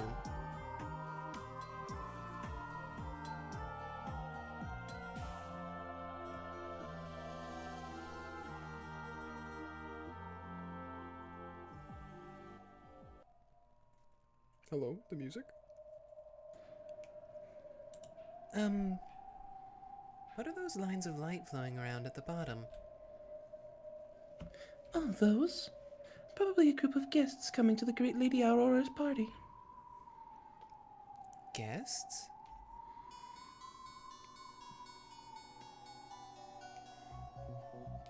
Great witches from the Senate.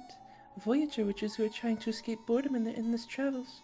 Powerful witches who have woken from century-long sleeps, as well as witches who control the future world and noble witch hunters. It seems she's planning to hold a grand party tonight. What? Is it a birthday party or something? From what I've heard, while the Great Lady Beatrice, the Endless Witch, is an outsider among witches, she's also the genius who created Beatrice's cat box out of a formidable magical compendium, an endless factory capable of producing endless tales. From my point of view, she's just stupid and a weak finisher, but in the world of great witches, she's apparently pretty famous. Get my wife's name. So, this is Beatrice's birthday party. My master says she'll be holding a dinner party with Beatrice's guts. After all, it's only natural, right? The cat box was only able to generate infinite tales because there was no single truth. However, tonight, the single truth will be revealed, thanks to your key. And that means the cat box will be opened. Really, it's no different from slicing open her chest as she still lives and tearing out what's inside. Everyone in that huge crowd that looks like a packed freeway is going to one dinner party. I'm not sure what's stronger, my shock at how famous Beatrice is, or my revulsion at those sleazebags. For you, the Book of the Single Truth is nothing more than an end. However, for all of those enjoying the mystery of Rokkenjima, this is an event that can't be missed. I see. So that's what a crowd of those goats were chewing on Nichan's game board. That's... Huh? Oh! Okay, I read that wrong. So that's a crowd of those goats who were chewing on Nichan's game board apart. Ange's analogy was an accurate one. The crowd, far, far below them, was made up of nobles wearing beautiful outfits and goat masks. Man, these higher beings really like their goat imagery, don't they? They were all so intent on tearing the guts out of Beatrice's cat box that they couldn't even hide the drool trickling from their mouths. You know, I've actually thought about that, because I know some degree of Higurashi only from the anime as well, and I don't know, like, anything about Kikonia, but I wonder if any of the recurring characters in Umineko from those other series, if there are any in Kikonia, I don't know, or if there will be eventually, if, like, what we're seeing, if they are present here, is what they look like through the lens of Umineko. But, like, when they were here, they did not actually see all this stuff, like the goat imagery. Yeah. And that's just the lens of us reading it. That would be interesting. Because I also know that in Higurashi, Burnkastel and Lambda Delta look a little bit different, don't they? They don't look quite how they look in this. They definitely look a little different. Burnkastel's pretty spot on. Lambda Delta's quite interesting, but I can't say more because that's Higurashi spoilers. Yeah. Featherine looks way different. Interesting. Yet another one of those layers in the Higurashi verse of, like, perception and how it affects, like, your own view on things, and... It is true. Like I believe Ryukishi referred to this whenever first talking about the presence of Burnkastel and Lambda Delta in Umineko, because everybody, when they first saw that, was like, huh?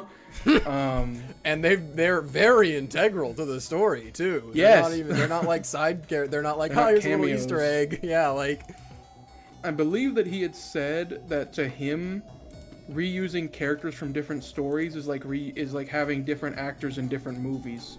Oh, that's cool. That was his explanation. However, Ryukishi has also said that he has openly lied in interviews to mislead the audience. Yeah, true. Which is also really funny to me. I respect him for it. Yes. So it's hard to get the single truth, but I guess that's the point of things. That is the point. That's why everyone's here. It's for the single truth. You wouldn't miss this. Those gluttonous goat nobles who derive pleasure from the violin? Yeah, that's the violin. Is that like is that supposed to be violence, or is that an actual word? I don't think that's an actual gotta word. be violence, right? Okay. It does kind of sound like a fancy, like, descriptor for violence, but I don't think it's real.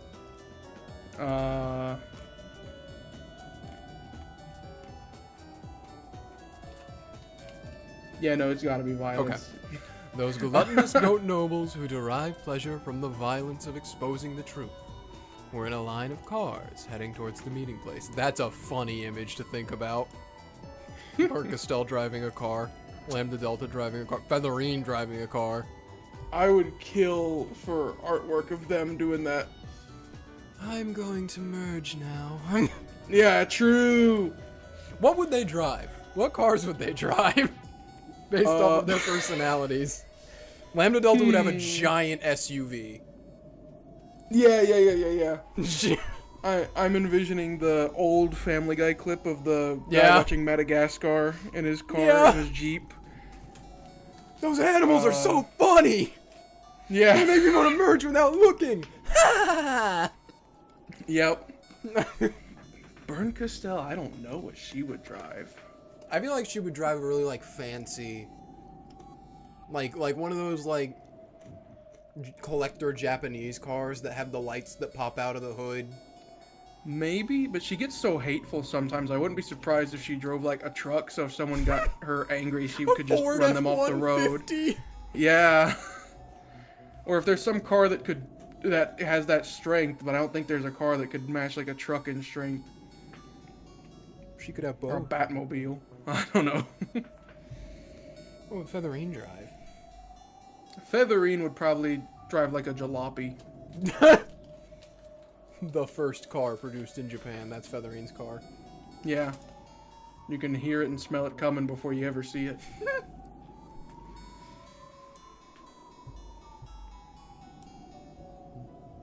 What would Beatrice drive? Now she would have to, like, she would go for something that's over the top, because she's the Golden Witch. That's her whole thing. It's like extravagance and gold and. If she has to do a car, She would be like a Lamborghini or a Ferrari. Or I was gonna say it has to be an Italian car. Yeah. It'd probably be a Lamborghini. I was thinking it would be a Bug, but that's too German. If they made like an Italian-made version of them. Looks like this is the end for the Beatrice of the Cat Box.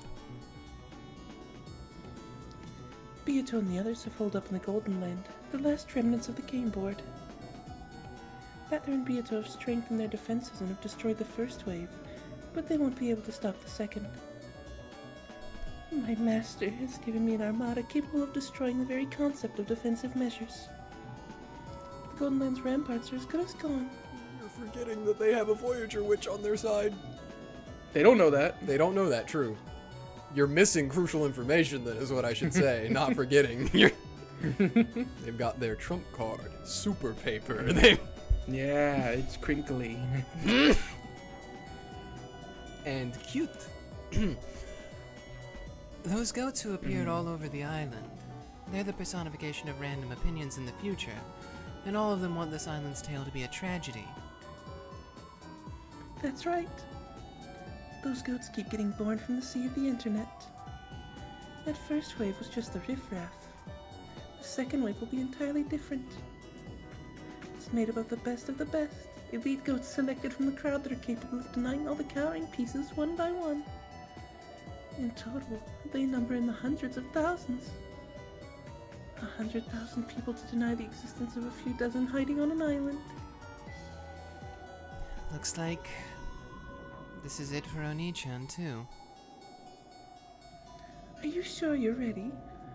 You understand that Ushiromiyas Dlanor died in 1986, and that this man is an illusion created by the cat box.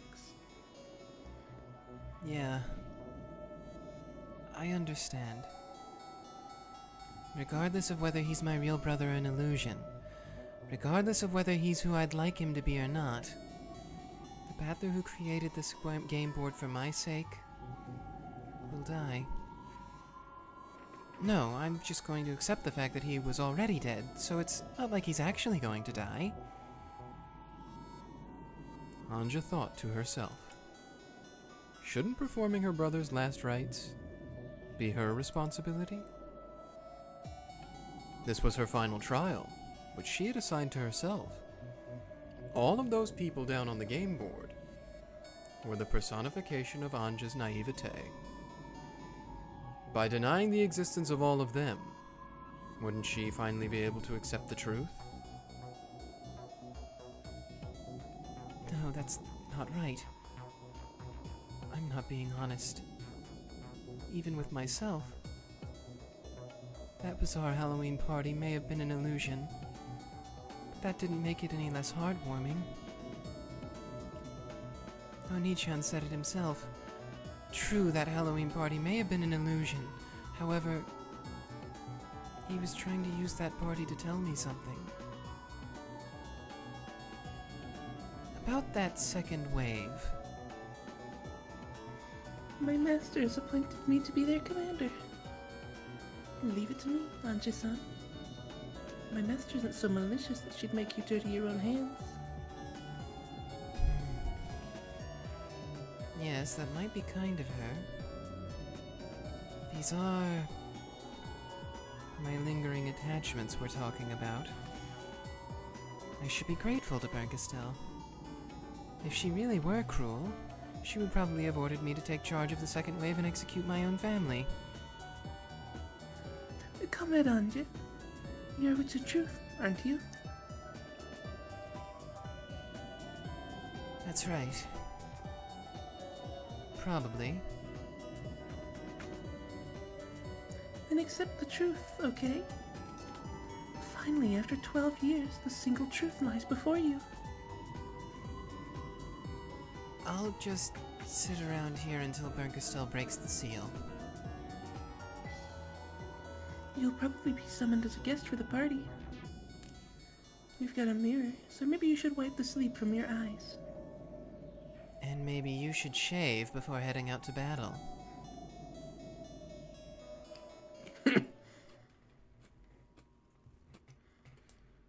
Could never escape that Ushiromiya banter, Erika. You Everywhere you go, it will follow you. It floated there, in the empty air. Where the heck are we, man? Oh, you know. I'm sorry, I found out. I shouldn't have asked. The door to the Golden Land. This is what it looked like the whole time? The door. Dang. Also, Duke Onkled brings up a good point. True. Erika would drive a limousine with all the witches in it. I can see her being frustrated when they push the button that rolls up the window so she can't talk to them. Yeah. Like, she goes like, yeah, we're gonna show those Ushiromiyas what for, guys. And then they just... Yep. Oh. Yes. And then, like, she'd get out of the car, and Battler would be like, hey, it seemed like the witches were being kind of mean to you. Doesn't that make you upset? And she'd be like, no, it's a great honor to get to drive them in the... Yeah. You don't get it. Yeah. The door to the Golden Land. At its base, there was nothing except some floor tilting about as thick as a rug. Tiling, about as thick as a rug. So it was fairly hard to imagine that this was Kinzo's study. By this point, all of the game board except the Golden Land had been eaten away, leaving only this door floating in a sea of nothingness. There were two shapes in front of that door. They were Battler and Miyato. Oh, that's right. They may not have been literally covered with wounds, but they definitely seemed to be dead tired. They were basically the ones leading the charge for all of this and protecting everyone, so... Battler. And it was the, what was it? 2 people had to close the door. Yup, that's right. Battler, leaning against the door, seemed to have finally caught his breath. Miyato was also sitting against the door, letting her legs dangle gracelessly. Oh, are we gonna get a Battler Miyato moment? It's been a long time since we've had just the two of them for a second. Could the battle against that force really be called a battle? It was more like a mere pushing contest on the increasingly small bit of ground that remained. They had wanted to protect at least Kinzo's study no matter what. And the only fruit of their desperate struggle was the thin bit of flooring that they were sitting on now. The goats fell into the abyss whenever they had nowhere to stand. So now, with so much of the floor gone, there was no way for them to attack anymore. If Battler thought this, his naive hopes were quickly crushed. Looks like we're surrounded.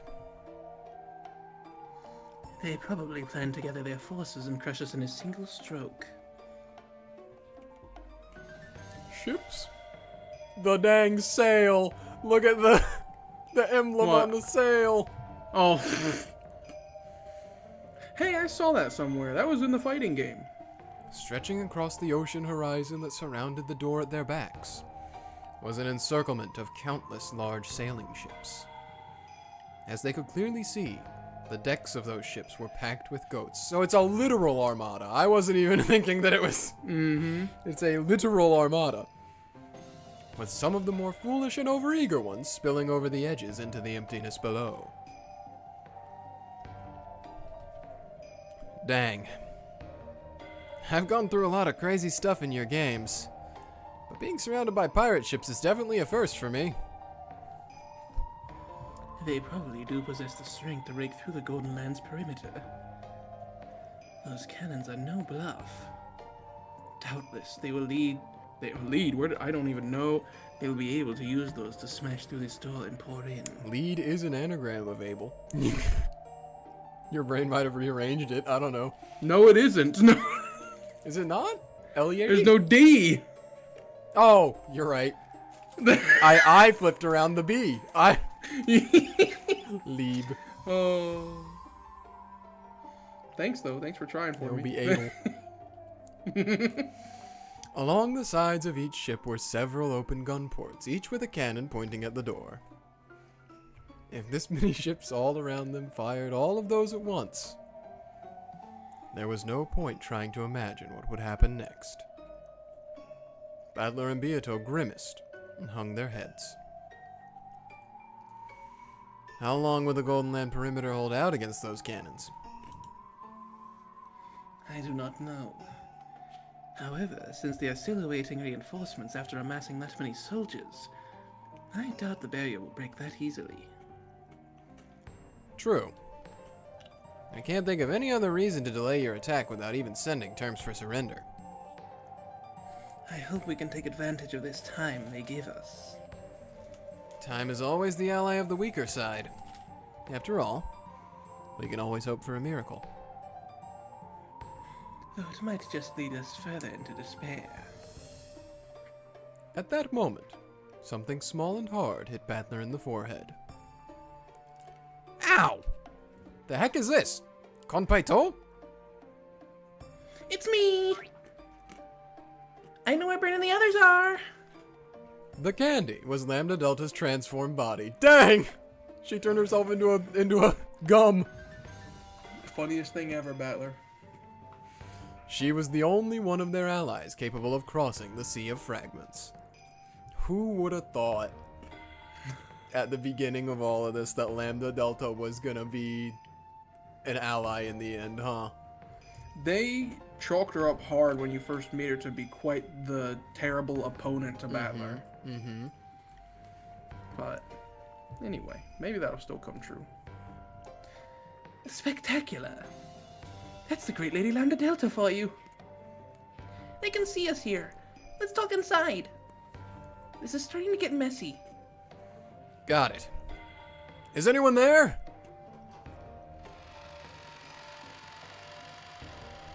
When Battler knocked on the door, it opened, and Shannon and Cannon came into view. You called for us?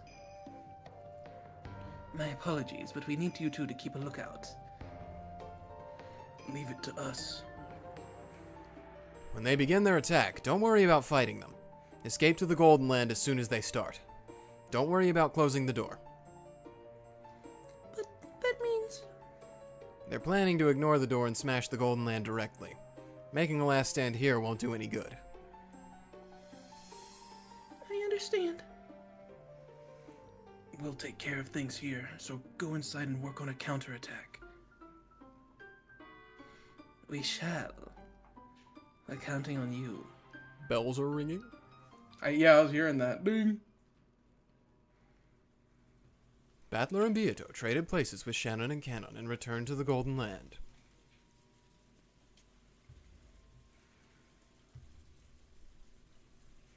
A gentle rain poured down over the Golden Land's rose garden. The weather here reflected the hearts of those inside it. The quietly falling raindrops spoke for the pain felt by those who could do nothing but hide here, waiting for the enemy's final assault. When they returned to the arbor, that piece of Konpaito, is that how you say that, Konpaito? Competo. Konpaito, flew out of Battler's pocket, jumped onto the table, and returned to its original form. I haven't had a thrill like this for years. Hard to believe I'd find myself in such a tense situation, even after becoming a witch. Let's get down to business. Where the heck are Anja and Bernkastel? They're in the City of Books. I've heard of it. They say it's a place where great witches, travelers of the sea, store countless fragments in the form of books. You mean the Great Witch of theater-going, drama, and spectating's noble city of carefully selected books, yes? The great Lady Aurora is the ruler of the City of Books. Indeed, that would be a fitting place for those two to go. This is also a new song, by the way. This one is Revelations. How fitting. A nice going, Lady Lambda Delta. Hard to believe you could pick out that spot so quickly from all the other possible hiding places. Actually, it was pretty easy. I didn't even have to search, since they're advertising it as loud as they can. They're planning a huge party to celebrate the announcement of a great secret. The secret to the cat box of the great Lady Beatrice, the Endless Witch. I see. They haven't been delaying their attack because they await reinforcements, but because the party has not yet begun. So, in this party, they plan to use Ange's key and reveal the contents of the Book of the Single Truth? You've got it!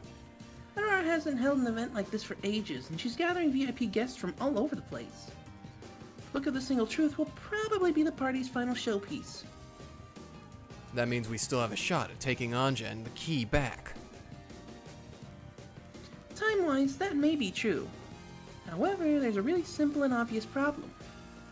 What? The City of Books is a sacred realm under the supervision of the Senate. It's protected by a holy barrier. Only a witch of the Senate can enter it. Have they invited any non-senators to the party? They have. It looks like they've been giving special invitations, which allow them to enter the sacred realm for a limited time. That's us. No, I'm kidding. Invitations. My. Now this could be interesting. That's what I thought. However, there's a strict policy on punctuality, so these invitations automatically become useless unless you present them before the party begins. And I'm afraid to say that the party started a short while ago. In other words, it's too late to try stealing an invitation from a guest who's running late. That's right. So what do we do now? Could someone get me popcorn? I'd like some candy flavor this time. Oh, the family's getting in on this.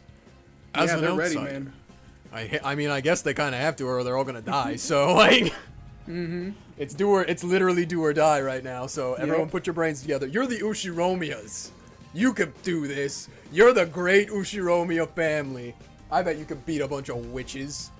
Yeah. As an outsider, I hate to barge into this conversation, but we seem to have no options left. We're already done for, aren't we?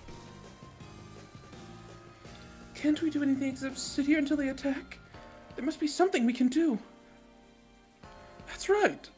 There's just one thing we can do. What's that? We can keep on struggling for each second of survival and hope for a miracle. Miracle? So, we're stuck defending the Alamo. Surrender isn't an option. We can only hold out as long as we can, waiting for a miracle. What kind of miracle? There is a chance, maybe 1 in a million, that Ange will change her mind for some reason and come back. With a probability such as that, it truly would be a miracle. We are here to await Ange-san's return. Yes, this right here is the only place Ange-san can call home. So we must defend it to the last minute, waiting for her to come back. Awaiting the return of one's master is a servant's duty. Now that we are here, I, Goda, am prepared for whatever may come.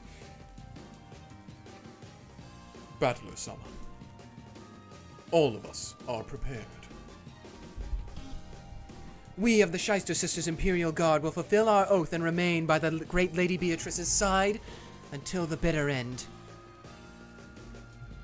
45 here, no problems. I will fight until the end.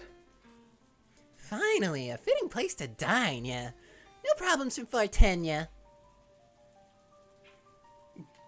The 7 Sisters of Purgatory will stay with Beatrice-sama and Battler-sama until it is all over. The 6 younger sisters also showed their resolve with their eyes.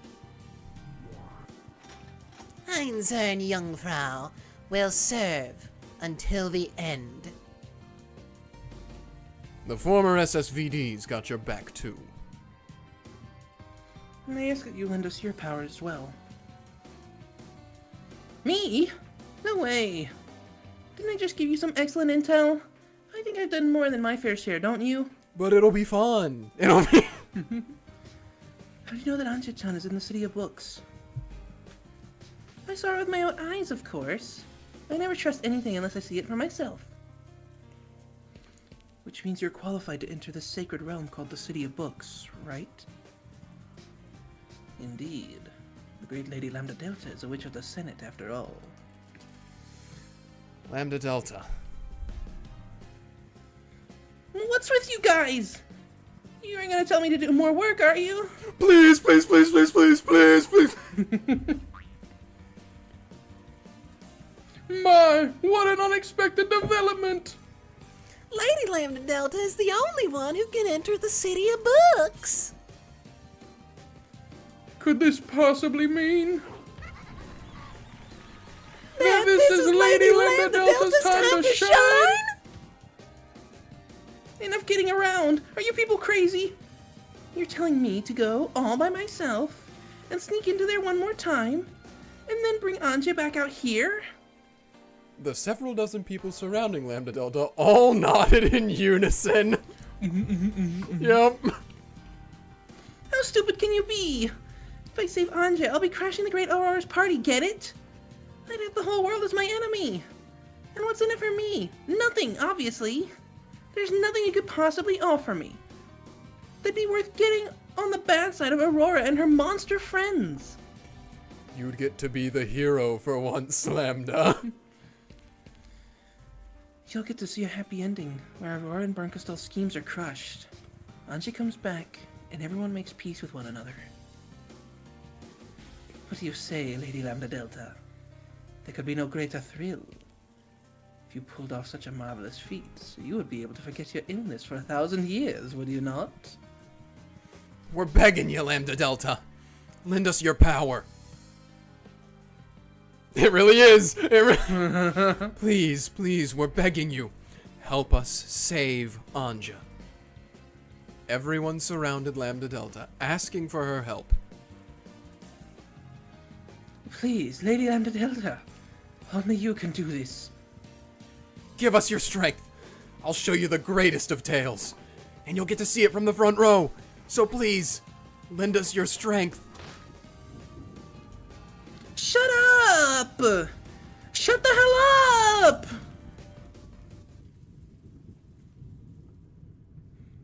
Lambda Delta leapt to her feet and crushed the cup of popcorn in her hands. Oh god. Sweet candy-flavored popcorn flew all over the place, hitting everyone in the face. It might have looked funny. However, no one laughed. Lambda Delta's face was filled with a rage that none of them had seen before. Please stop getting the wrong idea. I'm a spectator. A spectator! I'm just a guest who was invited by Beato to come and watch this game. So why should I risk my life for you people? You think you'll get a happy ending if Ange comes back? Are you really that stupid? Bern and her forces will come sweeping through here, mad with rage, and wipe us all out. There's only one reason I'm here, and that's because Leon over there said I'd get to see an interesting show. Yeah, and now I'm sure I'll get to see a sublimely interesting tale very soon. A sad, sad tragedy as you fight desperately against Bern's forces and get wiped out one by one.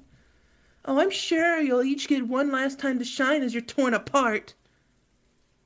If I just wait a little, I'll get to see all that, won't I? Pretty soon, all of you will be dead. But not me. I'm a spectator, a guest. There's absolutely no reason for me to die with you.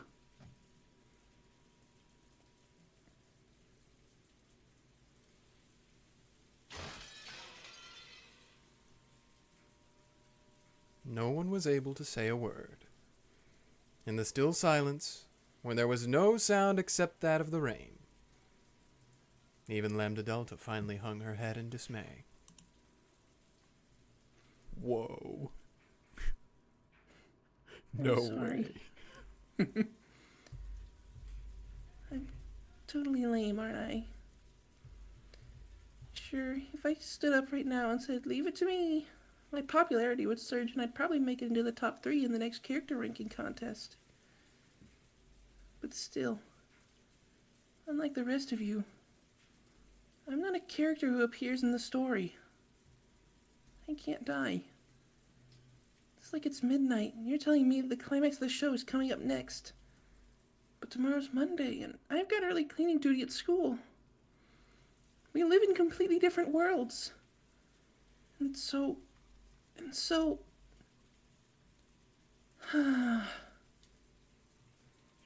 Lambda Delta staggered as though dizzy, then plopped down into a chair. Then she became expressionless like a doll, just staring at a single point in space, silently. Sorry. Battler softly apologized. However, Lambda Delta remained expressionless. It's not fair for us to force you to risk something on your own. Not when we haven't yet exhausted all our options.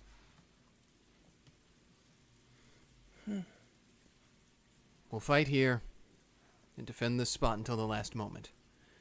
We'll believe in the miracle of ANGE choosing us over the single truth. If we weren't prepared to do that, we could hardly ask you to give up your life along with the rest of us. Battler rose from his seat and span around. Battler. I'll switch places with the pair outside. When the enemy comes, I want to be in the front lines. That's the fastest and most direct way I can show Lambda Delta my determination. I shall go as well.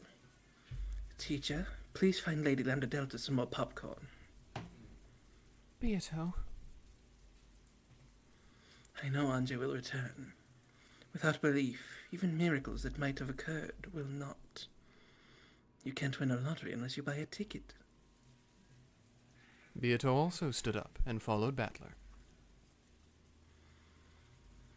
Everyone, let's do what we can to prepare for the fight. Yeah, it'd be stupid to just sit around here doing nothing. Good point. Let's at least give him a good show at the end. We've got to make sure there's a place Archichan can call home. We should hold a strategic conference, too. Yeah. We have furniture, weapons, demons, and inquisitors on our side. There's got to be some way for these mismatched forces to cooperate. Let's go, little sisters. Break time is over.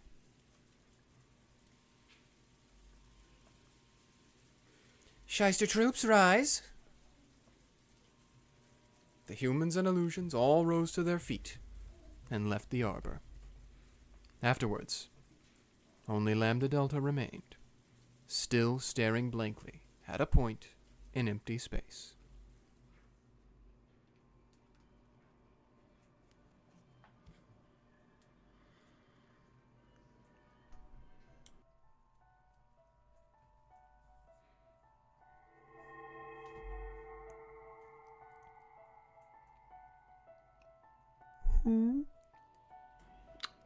I gotta see.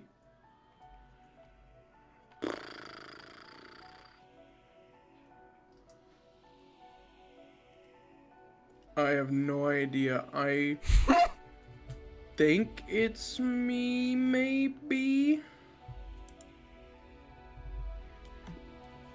I'll give it a shot and we'll see what happens, okay? Okay. That black tea smells nice. Is it instant or from a tea bag? Yeah! Oh, would you like some too, Comrade Ava? We're out of cups, so you'll have to use a funnel. A gold butterfly drifted onto the balcony and turned into Ava.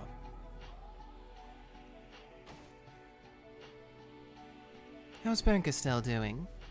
Will it be a while longer before she breaks the seal on the Book of the Single Truth? That's what I came to talk about. She says the seal has been broken. Congratulations. So the time has finally come. The period to mark the end of your life. Take the key and go to Lady Bankerstel. One of her cat familiars will guide you. 2 emerald sparkles flew in. They were green, glinting eyes of a black cat. The cat flicked its tail elegantly, with the dignity of a high-class attendant. Got it. Then I'll be back in a bit. Anja rose from her seat. She did it casually, as though she really was just heading out for a short trip. However, her lips would probably never touch her half-finished cup of tea again. We went together long, but I enjoyed it. Getting to learn what disgust for your own kind is like was an enlightening experience. Same here. Next time we meet, you'll have to teach me the trick to making tea this terrible. Are you happy? Now you'll finally get to learn that secret I've been hiding from you these past 12 years. I'm happy. Yeah. Now I can understand how Erika feels. It's like I'm taking a shot back at you, exposing the secret that you kept hidden until your death. And is it a good feeling? Well, it's better than nothing. Anja nodded towards the black cat to let it know that she was ready.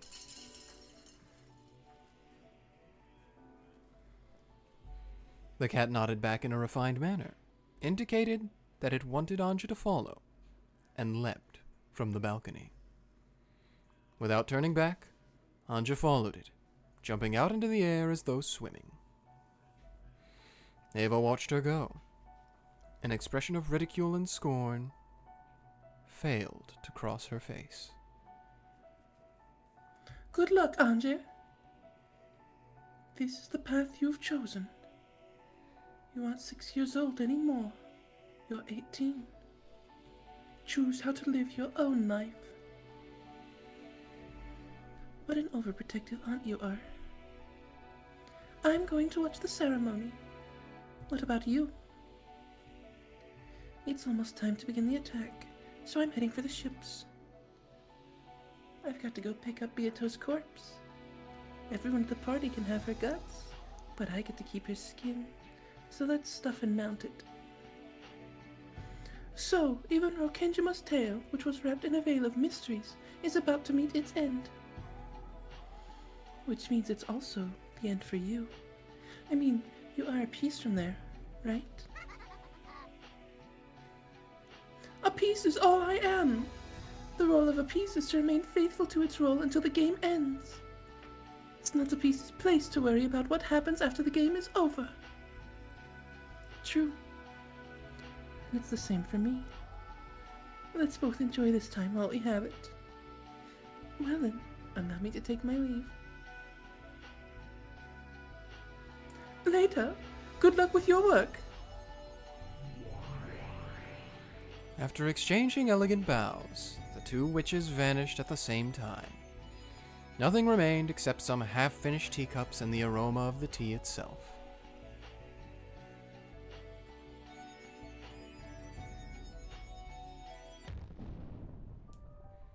One after another, luxury cars stopped in front of a high-class hotel in the city, and guests began to step out of them. Hey, Professor Utski! I never remember what voice I've given this guy every time. Yeah. Oh, what a surprise. I haven't seen you since the last convention. All of the guests gathered here were very rich and cultured. A single hobby tied all of them together. They were witch hunters. Like-minded people who enjoyed exploring various interpretations of the Rokkenjima mystery. Still, I wonder if it's really true. To think that this diary of Ushiromiyas Eva actually exists. True. I have heard the rumors myself. This is that legendary secret diary which Ushiromiya Eva hid away just before her death. It is said that she recorded the details of Rokkenjima's truth in there. Just like that fable of the king with the donkey's ears. Humans are tragic creatures, incapable of keeping truly silent regarding secrets only they could know.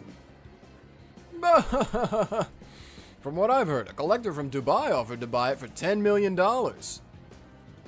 Incredible! More evidence of the fascination that the Rokkenjima mystery is capable of stirring. Conversations like this were breaking out passionately all over the place. Furthermore, it wasn't just guests who were allowed to enter. The press was also there in force. The Rokkenjima mystery was such a large movement that it became a social phenomenon at one point. Though it had died down slightly in recent years, it was still a topic fiercely debated across the internet. It was hardly any surprise that the discovery and imminent release of Ushiromiya Eva's diary, which contained the truth of that mystery, had caused an uproar. And on top of all that, the mysterious forger... oh god, this again. Yeah. Itoi Kukuro Yeah, pretty much. was set to appear publicly for the first time. In fact, it seemed that Itoi Kukuro and Hachijo Toya, the up-and-coming mystery novelist, were the same person. Of course, this meant that Hachijo Toya would also be appearing in public for the first time. Though she was thought to be a male author, the fact that she was actually a mysterious woman author alone was enough to cause a stir. Before the diary unveiling party, a press conference was held in one of the rooms of the hotel. Indeed, I am Hachijo Toya. Madam Hachijo, we know that in your previous book signings you were so determined not to show yourself that you even used a body double. So what has caused you to change your mind and appear before us this time? The legend of the Rokkenjima witch has given birth to endless tales. Considering the weight of such a legend's demise, and being the mere writer that I am, I felt obligated to show myself as a sign of respect. As a forger, you announced on the web that you had reached the truth. Does that mean you've already read the contents of that diary? And very soon, those contents will be revealed to everyone. Pardon me for asking, but is there any guarantee that the contents of this diary are the truth? One might view it as nothing more than a personal account from a single deceased person. Not at all. I guarantee it. The truth is recorded in this diary. Ooh. A stir passed through the crowd, and the room was suddenly filled with camera flashes. This ends Madam Hachijo's interview. Allow us to express our deep gratitude towards all members of the press for coming on this day. And now, we would like to move on and allow you to take photos of Madam Ushiromiya Eva's diary. A hotel worker pushed forward a cart covered by a veil. Then, after looking to Hachijo for approval, he removed the veil. There lay Ushiromiya Eva's diary. The book of the single truth sat there, waiting for its seal to be released. Hachijo held it to her chest and laughed enigmatically. Camera flashes came from everywhere. Everywhere. Making the book of the single truth glint. And that is all for now. If you would all please move to the assembly hall. Still holding the diary, Hachijo left the press conference room escorted by men from the hotel. Until she went through a door that said authorized personnel only. The journalists continued to surround her and ask questions, hoping to gather just one more comment.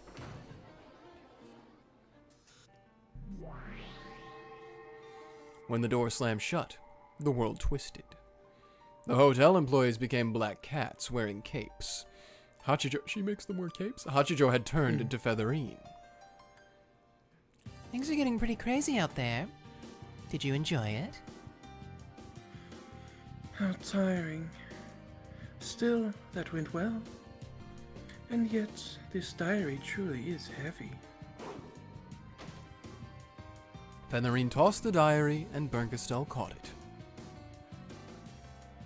I will rest in one of the waiting rooms. You're going to be up again pretty soon. There's no time to rest. In that case, call it a short break so that I can properly enjoy this long-awaited excitement.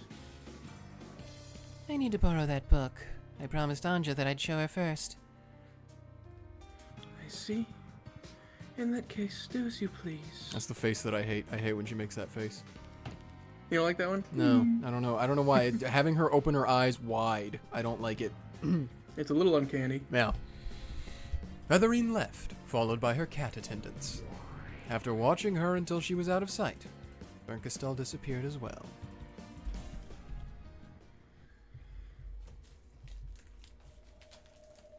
So that's what she's doing. Yup. She's gonna reveal it in the world of 1998. Like Erika's room, Bernkastel's was a balcony without a handrail, dug out of a bookshelf cliff. Anja had kept waiting for some time, but she had waited patiently, looking down at the world below her. I'm late, aren't I? Sorry about that. After Bernkastel appeared, the black cats gave a bow and vanished. Here you go. I've brought it with me. The Book of the Single Truth. Can I touch it? Do as you like. Bernkastel set it on the table and beckoned Anja forward. Slowly, Anja approached it. Should I save? Not yet. Okay. So, this is Aunt Ava's diary. That's right. Inside it, you'll find the single truth that you wanted. You do have the key, right? Yes. Right here. Anja took the key out, looked at it there on her palm, then gripped it tightly. Even the heavy lock that held the diary so securely was fated to be swept aside easily as soon as Anja readied herself. I won't rush you. You don't have to open it until you're ready. This includes the truth of what happened at midnight on October 5th, 1986, right? Yes. It has everything you wanted to know so much, you offered up your life. In that instant, two Anjas appeared inside of her. Inside me, there are two Anjas, taking control of her body at the same time. On the one hand, she knew that she had already paid a great price to learn the truth. This part of her gripped the key, wanting to avoid a second of hesitation that might lead her to refuse to learn the truth now, at the final moment, with the Book of the Single Truth right before her.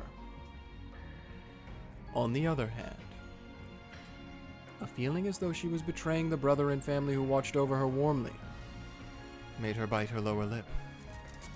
However, though she shook, she could do nothing but watch as her right hand slowly brought the key towards the lock.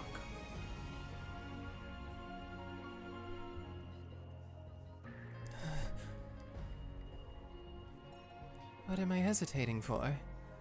Inside this diary is the final destination of my sad, painful 12-year-long journey. Wasn't 12 years enough? Do I want to keep living that way? That brother is an illusion created by my heart. My naive hope that a miracle might still occur. If I put my two options on a scale, then the path I should choose is clear. Slowly, I pushed the key into the lock and twisted. The lock opened with a click, and at the same time it felt as though a crack ran through the key in my hands. Maybe a part of that intricate design had fallen off. I couldn't tell where it was broken just by glancing at it. However, for some reason, its golden glint seemed dulled somehow. It's because you've made your choice with that key. A bit of magic has disappeared. What kind of magic? Didn't Bandler tell you? He said you couldn't hand that over to anyone else. That magic, which left the decision to you, has fulfilled its role and disappeared. That key is just a key now. You can't do anything but lock and unlock that diary. I see. Then I guess I have no more use for Oni-chan's key. Can I have it? Once you've read the diary, I'll lock it up again. Opening that lock will be a big part of tonight's ceremony, it seems. I see. Do whatever you want. I don't give a damn what happens after I find the truth. Bernkastel slid the key from where it lay on the table and put it into her pocket. Go ahead, then. Before the courage that led you here fades. I lifted up Aunt Ava's now unlocked diary. The lock was unset. Even the hinge had been released by now. Nothing stands in the way of me opening the pages within. I thought of taking a deep breath. However, I decided against it. I prepared myself for this long ago. It'll be so stupid to fuel my reluctance further. I opened it. Violently. Ruthlessly. I knew that this was the right way to open the pages that held the truth. As soon as the cover was opened, a brilliant light poured out, and my mind went hazy. The truth was sent to my mind directly, without letters or words. Tell me, what happened that day on Rokkenjima?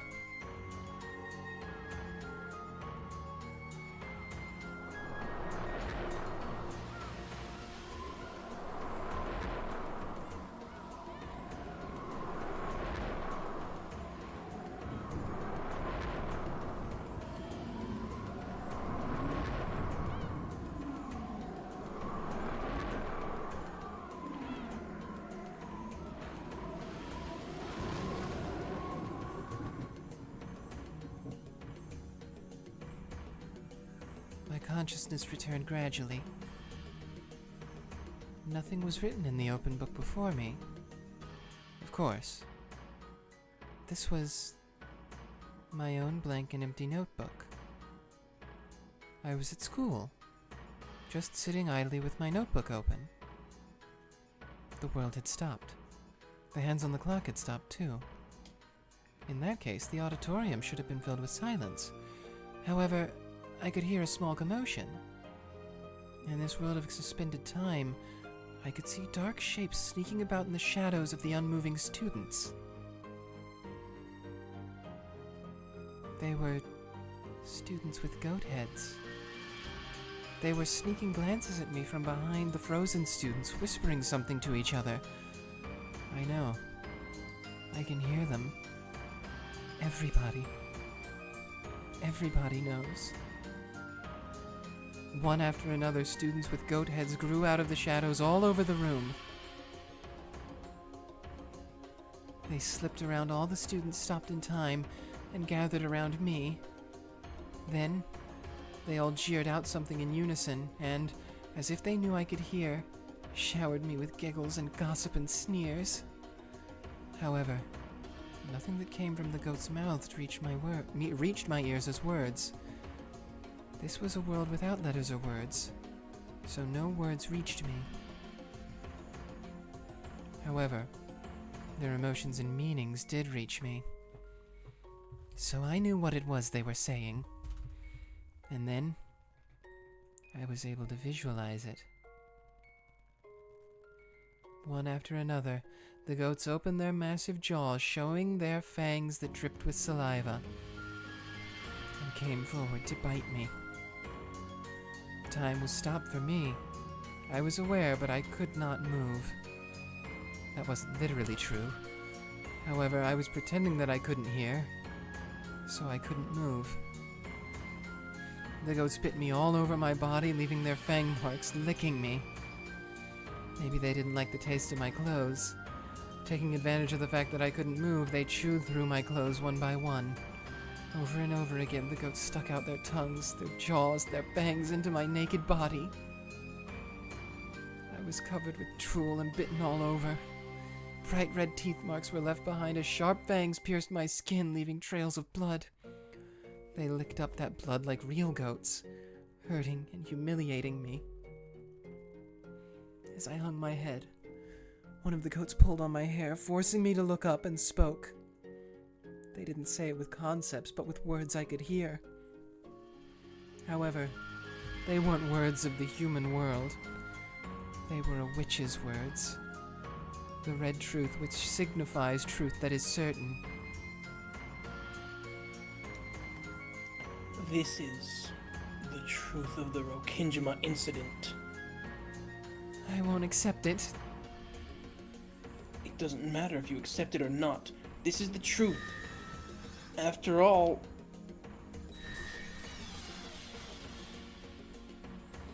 I won't accept it. I won't. I won't accept a truth like that. Like that. Whether you accept it or not, that doesn't change the truth. After all, this is the single truth proven in red! This is... Who cares about the truth? So stupid. So pointless. I'm the one who gets to decide if that's the truth or not, right? Even if it's red truth, I won't acknowledge it. Won't forgive it. Definitely won't accept it. The red truth is absolute? Who for? It's absolute for you guys, right? Not for me. I won't let you contaminate my truth with yours. Anja, calm down. You're the one who wanted to know, right? My truth is that Aunt Ava's the culprit. Aunt Ava killed everyone. Everything's her fault. Dad and Mom and Oni-chan and all the others are just victims. It's no one's fault. No one's fault. Of course it isn't. Of course it isn't.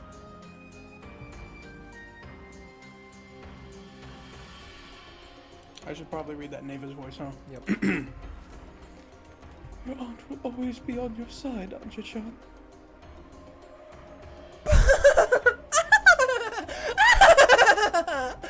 Yeah, I get it now. I know what you meant. That's right, Aunt Ava. You're the culprit. You're the culprit. It's the world that's messed up and broken for not realizing that. I'm the right one. I'll deny the red truth. Deny the whole world. I see. In that case, try writing a red truth only you can write. But how is it possible for a human to write red truth? It is possible. There's a red ink that only humans can write with. Oh. I'll just read his burn again. Anja-san, please calm down. I'm the right one. The world's wrong. I'll write it. I'll record the truth with the real red truth.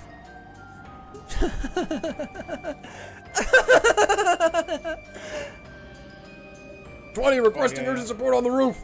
Anja-san, hold on. Please think this over. Look out! Goodbye, Anja. Have a nice day. I'll write it out. This is my blood-red truth. I'll never accept the truth of your world! Anja's body went past the edge of the balcony. The air, which she had once been able to swim through, was now completely merciless for some reason. Anja's body plunged straight into the darkness below. Erika just watched the scene play out in silence. Behind her, men in black suits rushed up to the fence, clutching it and screaming. 20! Anja-san jumped up! Damn, I can't see her from here. Quickly, investigate the ground area! It's no use. There's no way. Maybe she was caught by that safety net. Let's make sure. What fools.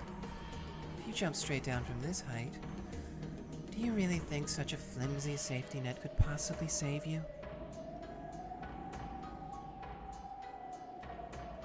As the Witch of Miracles, I, Bernkastel, guarantee that such a miracle certainly won't occur.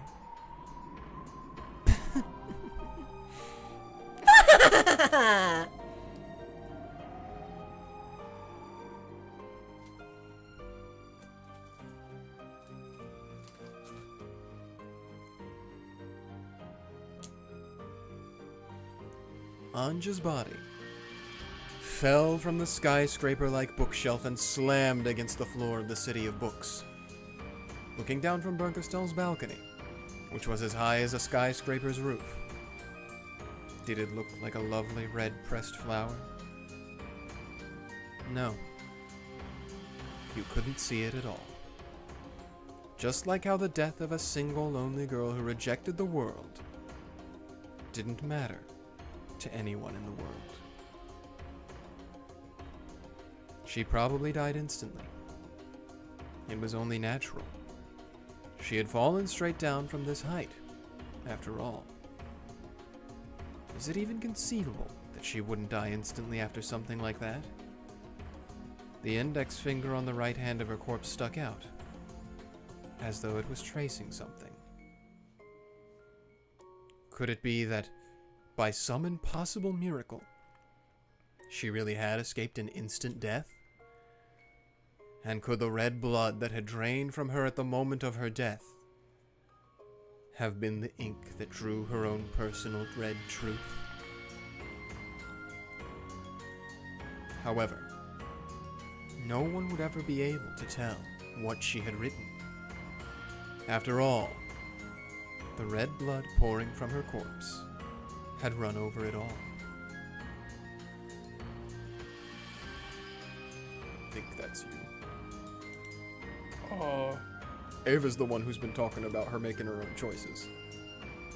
Ava Triss, I should say. Yeah, I have no idea. I'm going to read it in a plain voice because I don't know who's doing this right now. Okay. I have conflicting evidence. Even this was one of your choices, Ange. It was her. Good call. Ava was looking down at the beautiful flower of blood radiating from Ange's corpse. There was one other person I thought it could have been. I tried to keep you alive. However, you never tried to live in the future that began after the age of 6. And so, after 12 years, you finally returned to where you started. The eyes on Ange's corpse were closed. However, there was no way of knowing if this was a peaceful thing. Eventually, the corpse began to melt away. At the end, it had become a messy lump of flesh, with only a few parts recognizable as human. It was hardly surprising. How else would she look after falling from that height and slamming against the asphalt? You managed to die. However, this doesn't mean that everyone will be waiting for you in heaven. After all, you reached this place by rejecting all of those in heaven. See you in hell. No, that's probably where we are right now. So long, Ange.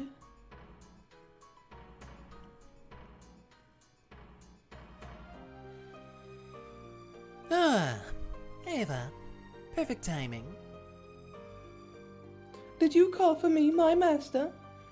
Clean up this scrap meat for me, if you wouldn't mind. I'm going to take this back. In Bernkastel's hands were the key, which had lost its magic when Ange made her decision, and the Book of the Single Truth, which had been locked up again. As you wish, my master.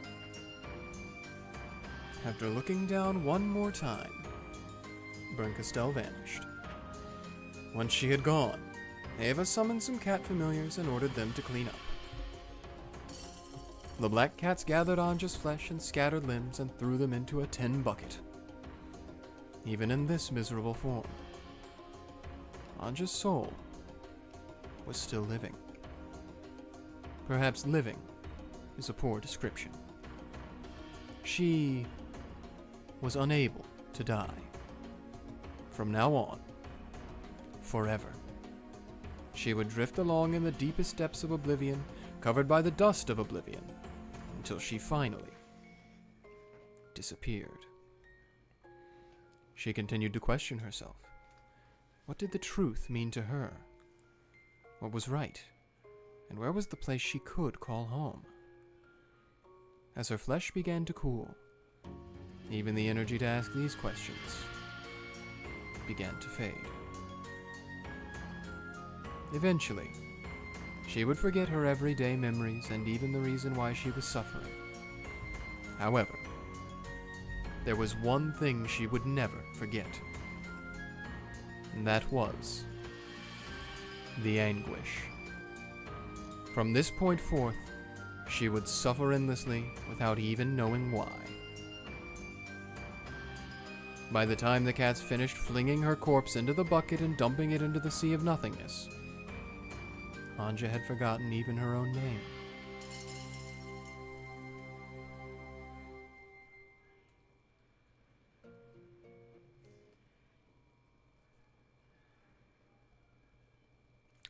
Well, rats. Mm-hmm. What do we do now, gang? What? She got what she wanted. She did. Who is this? Who is... I think it's Sanja. Okay. I'll go for it. What's this sound I keep hearing? Yes, it must be the sound of rain. In that case, what are those two bright lights coming towards me? I don't know. However, they came at me with a screeching sound and stopped right in front of me. Did she actually live? A blaring noise came at me over and over. Whatever's shining those bright lights is threatening me. It's probably telling me to get out of the way. However, I was incapable of moving even a finger. There was a sound, and a car door opened. Car. Door. Apparently, I was lying on asphalt under the pouring rain.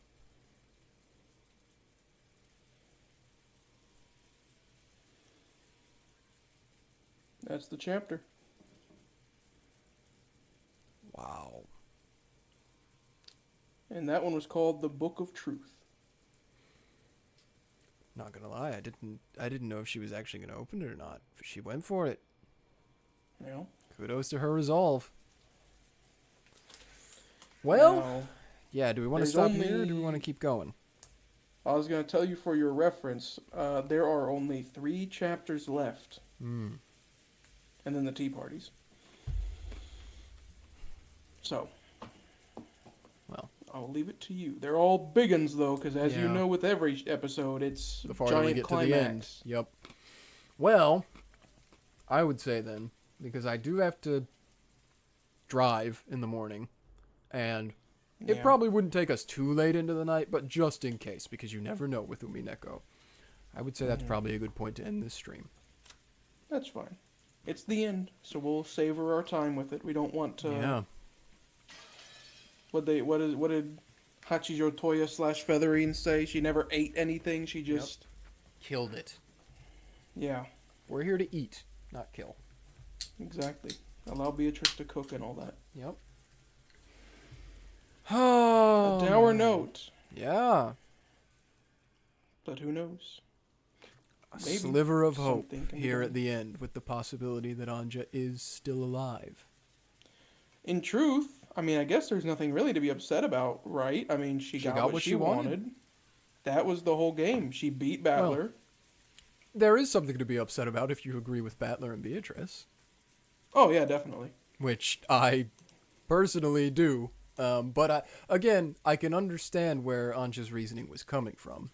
It's hard for me to empathize because fortunately I've never been put in the same situation as her, where my entire family died and I don't know the reason why, and then the truth is suddenly presented to me. I don't know if I would take it or not. Especially if I was told, yeah, if you learn what the truth is, also we're gonna shoot you in the head and kill you. Actually, no, we're gonna throw you off a building and kill you if you learn what the truth is. So you can either choose to learn the truth and then die, or you can just go on. Like, that's a tough decision. Yeah. And she's made her pick, but will she grow to regret it? Has she already? It kind of seems like she has. It seems like she has, but I wonder. Does the red truth of human blood actually work? Is it strong enough? Maybe. And what about all those in the Golden Land? Yeah. Yeah, they still got to fight. So, that's what we're leaving on a note of. I already saved, right? Yeah. Mm-hmm. So I suppose we'll have to see you next time with that on Thursday. But, what else do we have going on for the week? Well, most eminently, Tuesday, there's going to be the Fallout stream where we're going to continue, and I'm hoping to really smash and push along and hopefully finish Fallout New Vegas. Definitely not next stream. I think that's too ambitious. Yeah, the Fallout games actually aren't that long if you just do the main stories. It doesn't seem like it will be. Yeah, it seems like if you get rid of all the crashing, I probably would have been much further along. Yep. But I'm hoping to make a good dent in it, and then maybe next Tuesday, like 9 days from now, I'll be done with it. You gonna play 3 after New Vegas? Not immediately after, but maybe down the track. It'll be one of those things that you put in polls. Yes, exactly. I'm hoping... well, we can talk about more of that in the back half, but I have a style. A style I'm trying to swing for some of our series that have sequels, our games that have sequels. But that's the most imminent thing. Wednesday, new podcast episode, final take on the UA. Yeah. If you like our D&D content, go watch that. Yep. Thursday ought to be more of this. Should be. At 6. At 6. And then also next Sunday, more of this. If I'm motivated enough, then there's also going to be a new video out this Friday. If not, it's going to be next Friday. Wow. But yes, so stay tuned for that. Make sure you subscribe for that. Tickle the bell. Tickle? We're tickling the bell? I think it's worse, so yeah. Okay. Well, when you get done with your bell tickling, guys, I guess we'll see you, because you'll have the bell tickled, so you'll know when it's happening. Yeah. Next time.